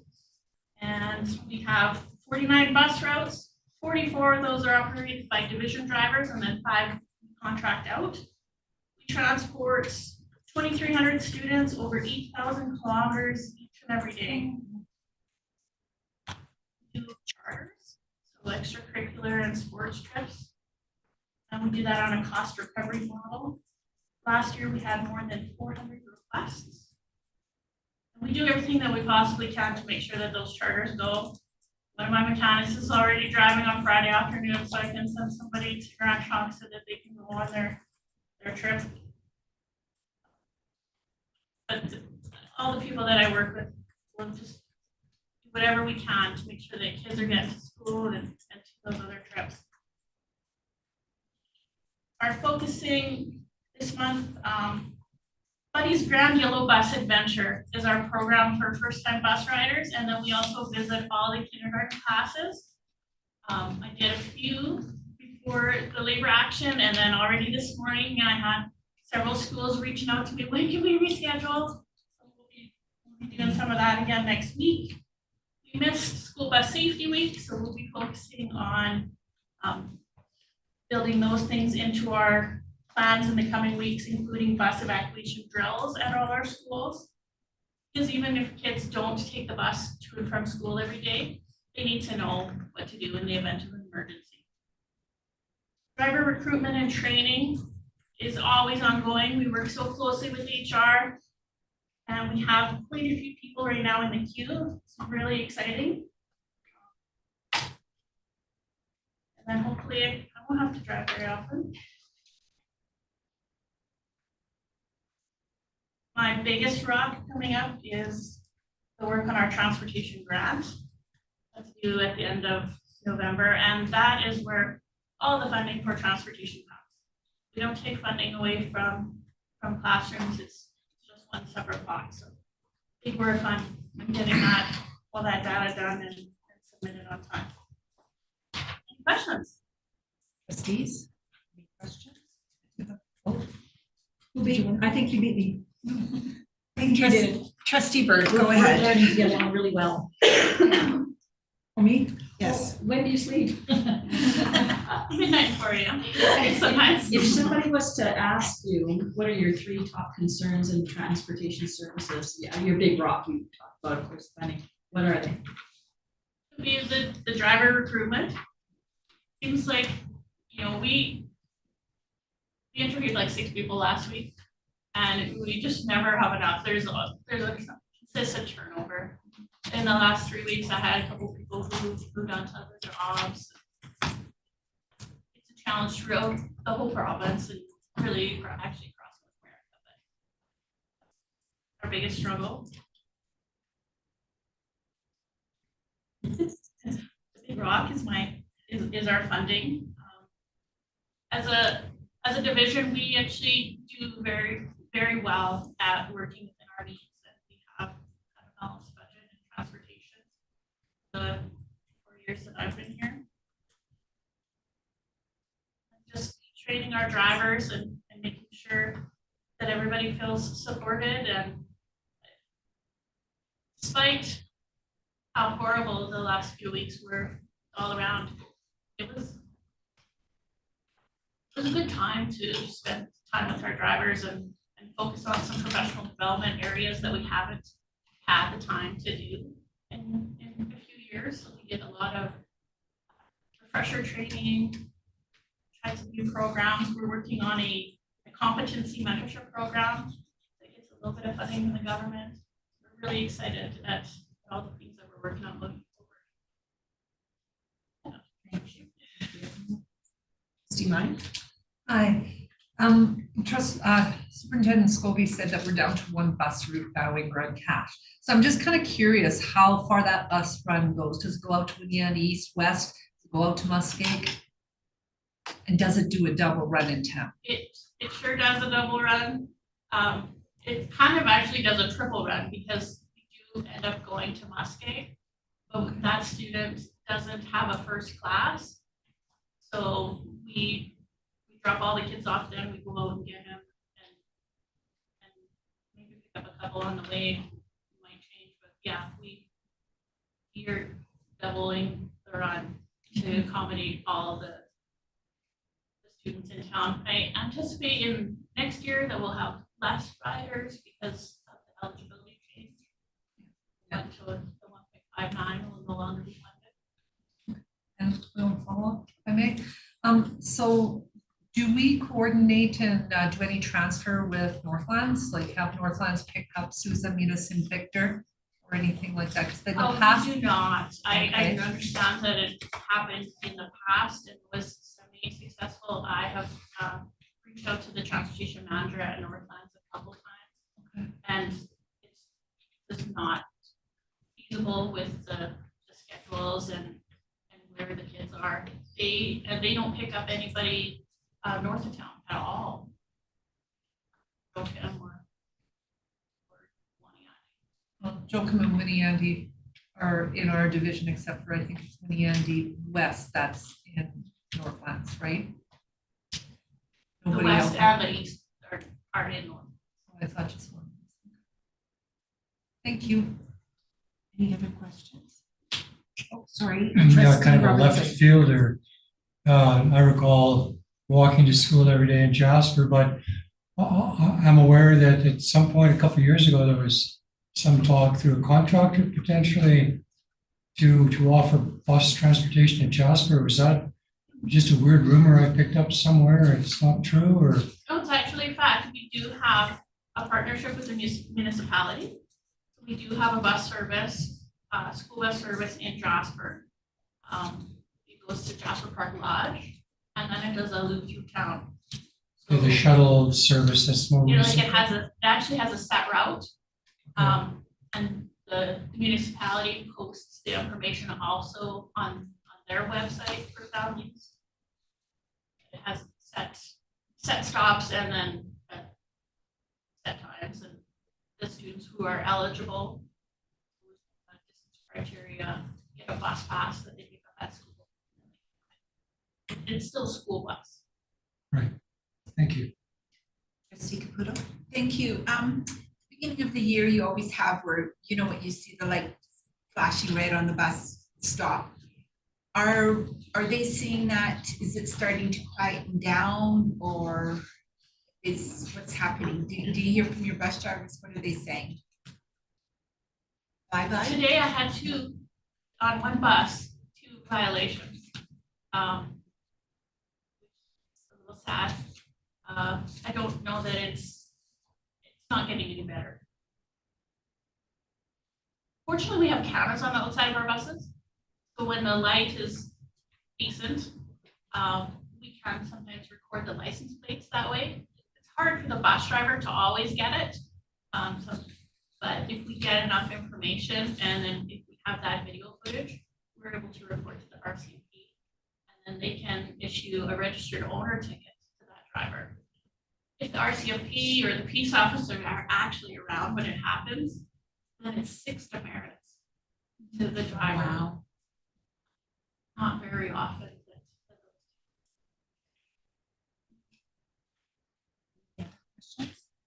I have one. So we have an ad hoc committee for transportation for our schools going in Lobstick to Grand Trunk.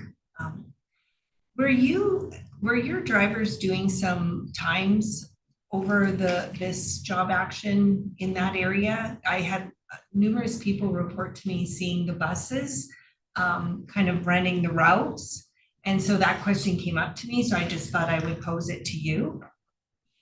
I did some investigation on potential options, and then also during the job action, we did fulfill our contract with Yellowhead Christian School. So I had a couple of our bus drivers who were doing work that live in the Knighton area that were bringing those students in. This was more to This the was more east. east, yeah, and so we were doing some work to kind of see like, what could that potentially look like? Well, thank you for starting the work. We appreciate that. Any other questions for Assistant Superintendent Rollins and her team? No? Seeing none, last but certainly not least, Ms. Gills. I really like that introduction. Thank you. Again, I'll reiterate what everyone else has said. Welcome, and we're very excited with the new board. I'd like to say that I'm a team, but it's me, myself, and I. I'm the communications director and special projects. And my main priority or focus is always on two things. It's always on protect and promote the board, the division, and our staff. And all of my initiatives or programs and things that I'm involved with, communication and community engagement, etc. You've already heard Director Van Eck mention about the yellow bus, which is where we go out, we do different community events like the Edson Trade Show we've done in the past, or we go to school welcome backs. And what we do is we have the yellow bus set up. The transportation department has converted an older bus, and it's a reading bus. And what we do, rather than give out swag of pencils or things like that, is we actually hand out books. And we hand out books right from junior kindergarten age right through up into more chapter books, I guess. And they're labeled courtesy of Grand Yellowhead Public School Division. So they are presented out on behalf of all the schools. So that's one community engagement, for example, that we do. Some of the other things that I do, every year we do a lot of kindergarten marketing with our schools. So what I do is I also look at yearly data trends in order to determine where we need to focus our marketing. So for example, we have competitive school divisions in some of our larger areas, like in Edson and Hinton. So I do data trend analysis to determine, are we competing with our other school divisions? In other words, keeping our market share? Do we need to focus more of our marketing trends over here, over there, and present that to the senior team and working with the school principals on where we should focus on the following year? Some of the other things, of course, that goes with communications, of course, is the website, social media. Other things, for example, really I want to tie in, the second part of my title is special projects. And what that means is whatever the superintendent decides that he wants me to look at. So I've been involved in a lot of different things. I've been with the division since 2007 in my role, which makes me sound kind of old, so maybe I shouldn't have said that. So some of the things, other things, I'm part of the crisis response team. It was created a couple of years ago in response when we had our 2023 wildfires in the Edson and Lobstick area. So I'm very proud to be on that team along with the Director of Facilities, Brian Orch. So a lot of work we've done in our communities with community engagement as well, that is being very proactive and working. You'll see on our website, for example, we developed a web page to put through different resources with our community partners so that in case that there is an incident, that we're here to support them. In 2023, for example, we provided yellow buses with transportation to get people out of the community when there was an evacuation. And this past year, it was peers. So we had the fire out that way. We also sent buses out there. So that's also some of the work. Of course, in the last month and a half, of course, I've been working with Senior Executive Assistant Ms. Brooks as we took on finishing up the election process. So there was quite a lot of work involved with that. And one of my things that are dear to my heart is I'm a proud administrator working with the board on the Employee Recognition Committee. And I've done that since I've been here. I'm very proud of that work that the board does in recognizing our long service and retirement for our staff. And understand that I'll be working with trustee Bowman, trustee Acorn, and trustee Bird on that committee, so I look forward to working with you and moving all those projects forward. Is there anything that I can help you with? Any questions? Trustees?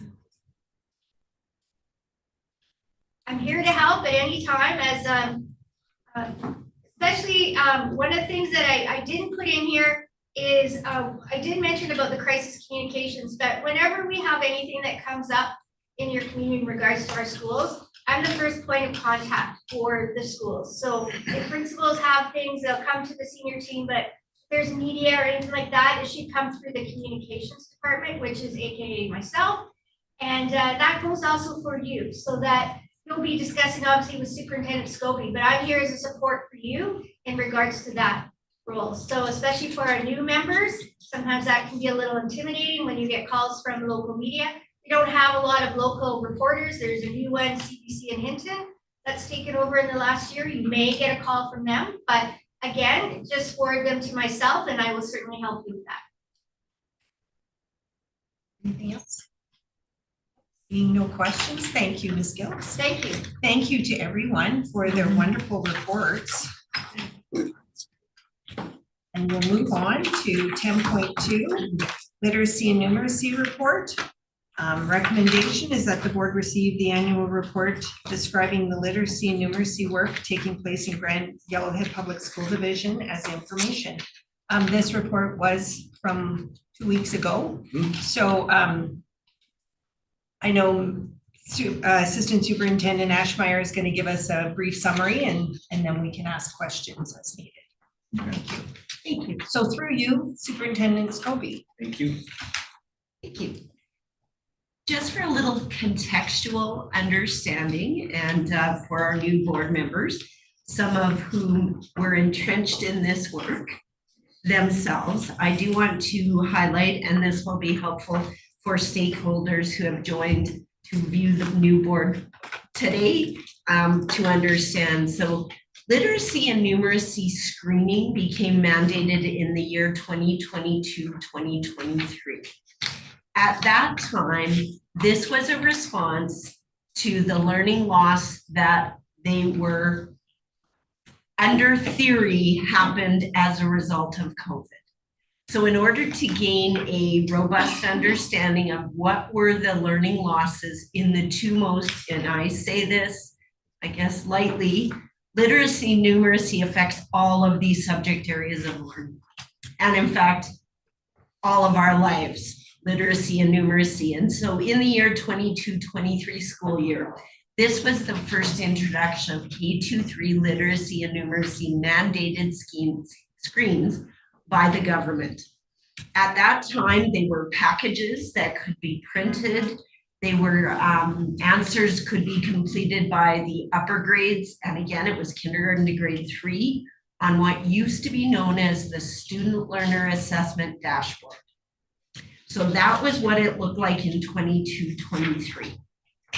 At that time, it was unrolled very, very quickly, and Learning Services had the help of an ed tech teacher consultant Jennifer Albright, myself. We created videos to help explain to teachers how to do the screens. So it was brought on very quickly, implemented very quickly. In the year 24-25, so our last school year, what was mandated were grades 1 to 3, but it was fall and winter for all students, and then spring for students at risk only in literacy and numeracy.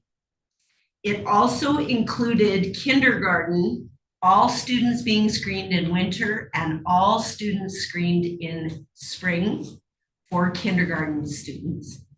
At that time, they also introduced another portion of the testing called the RAN, which you will see the lists of screens in there for you. And RAN stands for Rapid Automized Naming. And this is referring to being able to read digits in an automized way. So that was another implementation which increased the amount of times for the screening for each of our students. Some of the screens can be done and still can as a large group but the majority of time is a one-on-one screen for the majority of grade levels, including kindergarten. In 2026, 2027, the government has stated that they will mandate and include grade 4 and 5 students in these screens. So another piece that might be important to understand, the funding guide changed this year for this model of what used to be called learning loss or learning disruption grant. It is no longer a grant as of this year's funding model. It is 25% of the kindergarten to grade 3 Alberta enrollment measures, AEM. So automatically school divisions will be getting, in accordance with the funding manual, 25% of our student enrollment. That is great. However, every September 15th, we are still required to do an incredibly robust, and I say we, I do it on behalf of the division, report of the results of K through 3 data. The challenge with the report is if you are giving us funding, it's not a grant anymore, we are still doing the reporting as we have when it was a grant.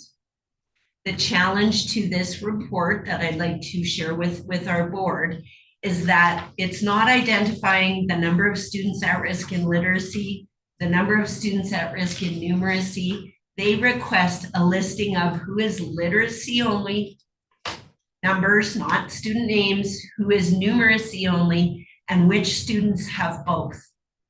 In the eyes and wearing the lens of an educator, it doesn't matter. We want to meet the needs of our students, whether they are only needing support in literacy, only in numeracy, and if they're both, we're going to support them in both. So it is a very robust process that for the 2025-26 year is still currently in place. The other things that you need to know is that divisional screening, we also do. So we have local measures as well that are not mandated, but are very helpful for our teachers and also help us to understand the Grand Yellowhead Public School Division abilities of our students, who our customers are. That's the phrase I love to use. Our customers are our students. Who are they? Where are they learning from? What levels? And then how far were we able to take them? This aligns very importantly with the assurance measures review, which is a report the board will be a part of, will look at and then approve in December, and also part of our education plan. So it tells us where our students are at. So you can see the list.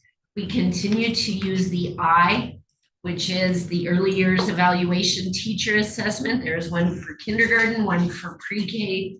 We use as an option our teachers who enjoy this screen readiness reading screening tool. Very hands-on for our teachers as it gives them strategies to fill the gaps that students are having. We always do the Alberta education benchmarks and that information for our students, and that should say now EAL, English as an additional language, is the new term. So in the funding manual and the guide to education, it's referred to as English as an additional language. EAL is the language of the government. And this year, all of our students, grades 4 to 9, participated in an incredibly easy to administer, very student-friendly, visuals included the Elk Island Catholic numeracy screen. For our new members, this was a screener developed under research practices over a number of years to align with the current curriculums from K-9. Elk Island Catholic School Division invested time, grant money to develop these. They submitted to Alberta Education to have it accepted as one of the mandated numeracy screens, and they were declined. However, we know it's a valuable screen at this time, and we use it because it's alignment to the K-9 curriculum, and we are only using it currently 4 to 9 because We don't want to overscreen our students. That creates a whole other mental health concern, time concern. The 4 to 9 screens we did this year across our division are curricular aligned, and our staff have the results. And Rayanne Miller, teacher consultant, while she was on job action, I prepared the data. It's all assessed for the schools and in spreadsheets by tabs of grade levels for them to look at. So I'd like to open the floor because I feel like I'm having a little bit of a Groundhog Day related to having done this last time, but happy to answer any questions for you if you have any on this report. It's quite a lengthy report with information that I hope you looked at in terms of literacy and numeracy, but happy to support you now. Thank you, Assistant Superintendent Aschmeyer. Anyone have any questions? I know, yes, Trustee Bird. Yeah. The Elk Island test, can we have a look at that one and how is it normed?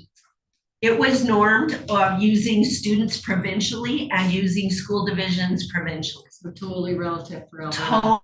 Totally relative for Alberta, totally normed.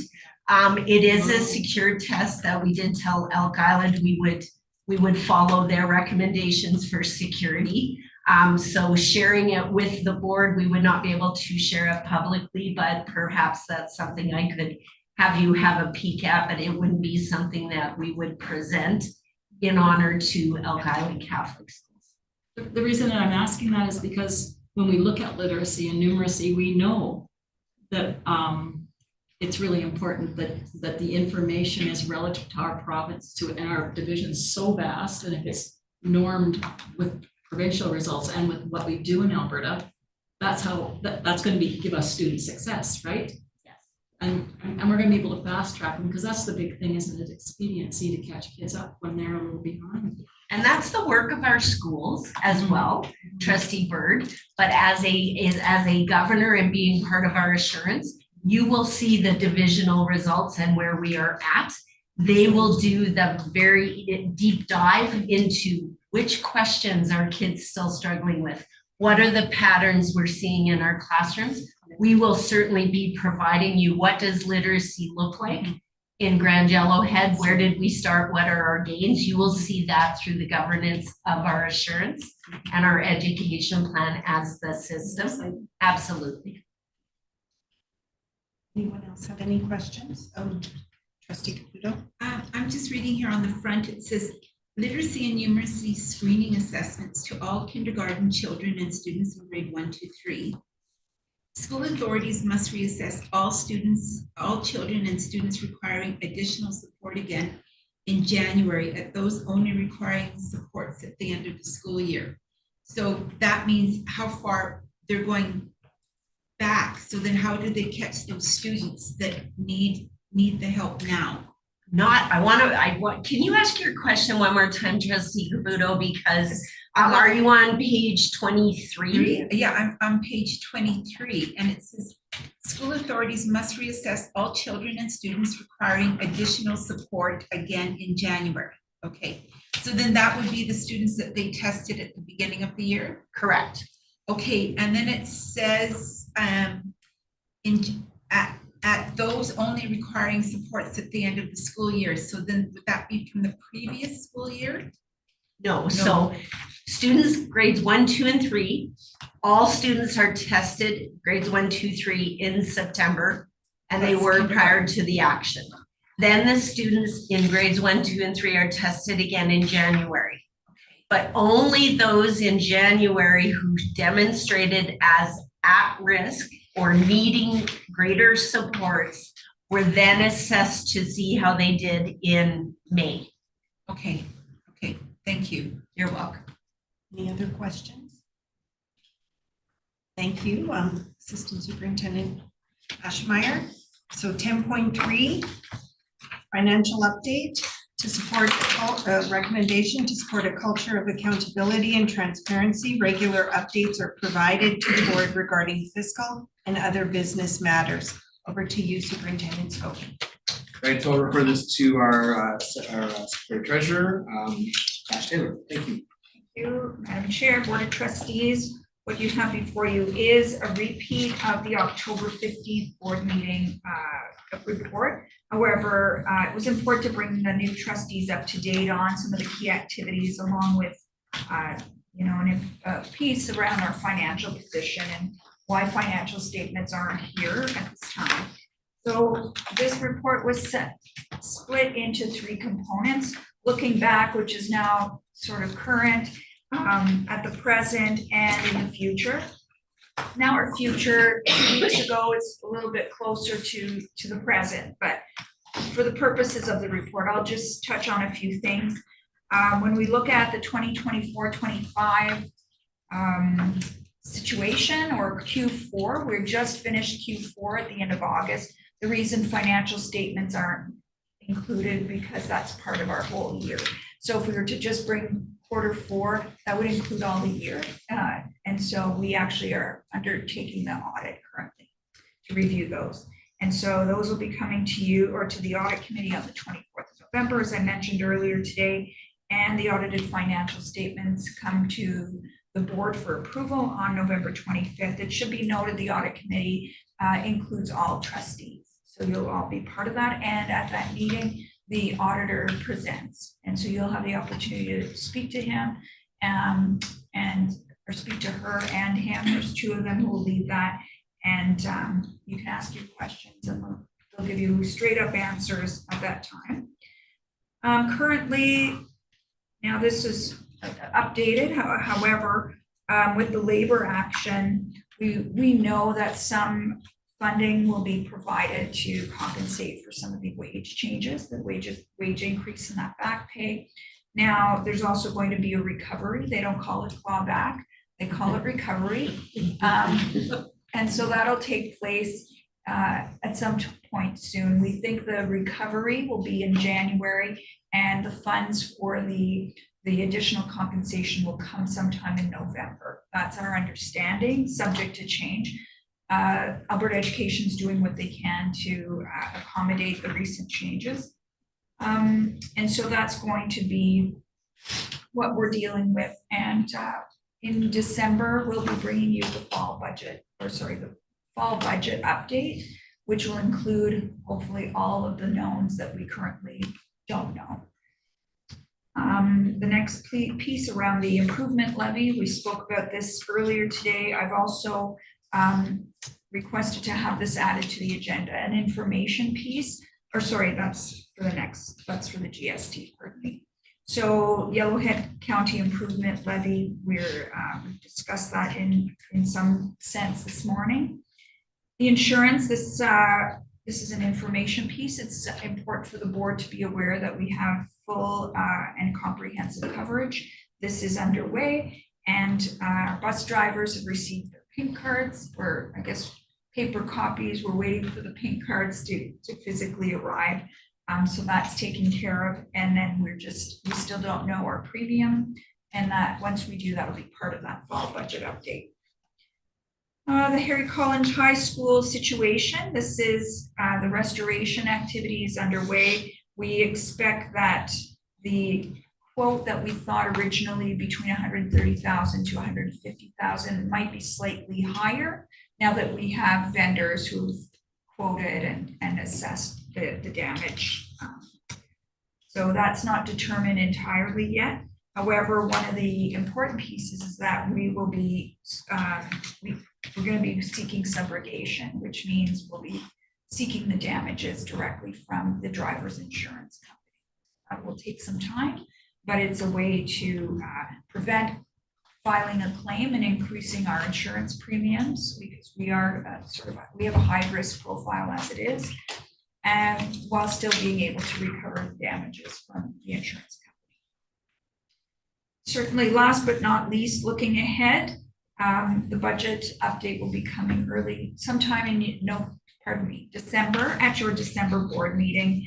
And it'll also reflect some of those issues we've talked about, some new expenses that we foresee incurring over the next year, and incorporating the decline in student enrollment count.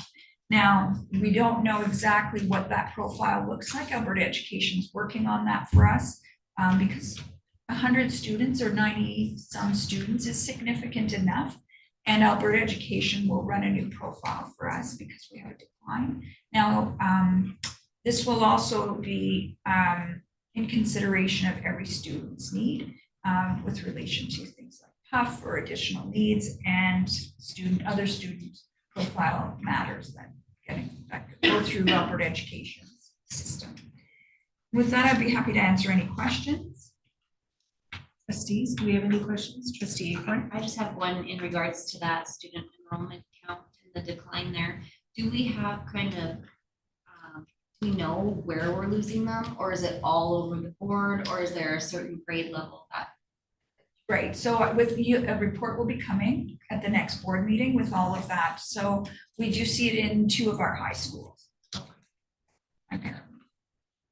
But I don't want to get into it too much till I have further confirmed information.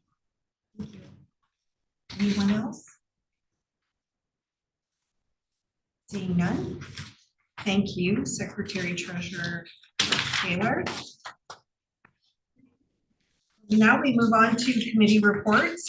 I'm just going to skip through this because we don't have any reports.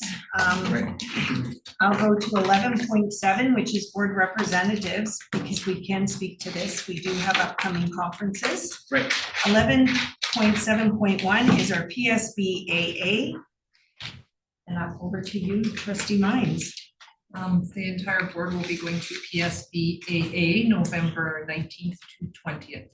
And that takes place at the Doubletree in Edmonton. Okay, and now 11.7.2 ASBA Zone 1, 2, or Zone 2, 3. No, it's the entire. I know, but I'm reading. Oh, sorry. I see what she's saying. That I'm not sure. I'd have to check my calendar. I did not look, but I can speak to the. I can speak to it. I can speak to the conference first, but I found the other information. So the conference, all the trustees will be attending is November 16th to 18th in Edmonton, and then the Zone 2-3 meeting is on November 7th. It's a full day meeting and it can be in person or virtual. Thank you very much. Meeting dates. 12.1, open to the public, November 26th, 2025 is our public board meeting at 10 a.m. Closed to the public on November 26th, 2025, committee of the whole meeting at 9 a.m. 12.2, notice of motion. Is there any notice of motion?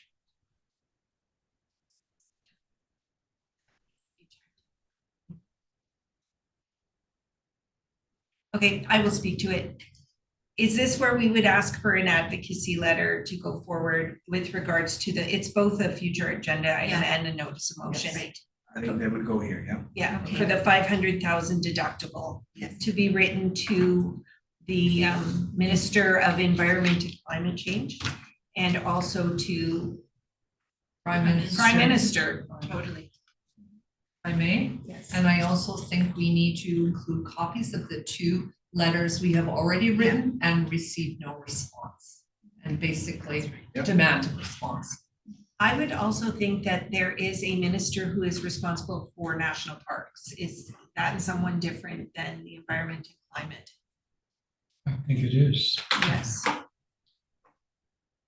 It should also go to that person. When this comes for debate, we can have a report with some of those excellent details for Thank you. Thank you very much. Is there any other motion or agenda? I have future agenda items. We kind of combined them. Sorry, just it sounds like it's the Minister of Canadian Identity and Culture, which is Stephen Guilbeault. He's the minister responsible for Parks Canada.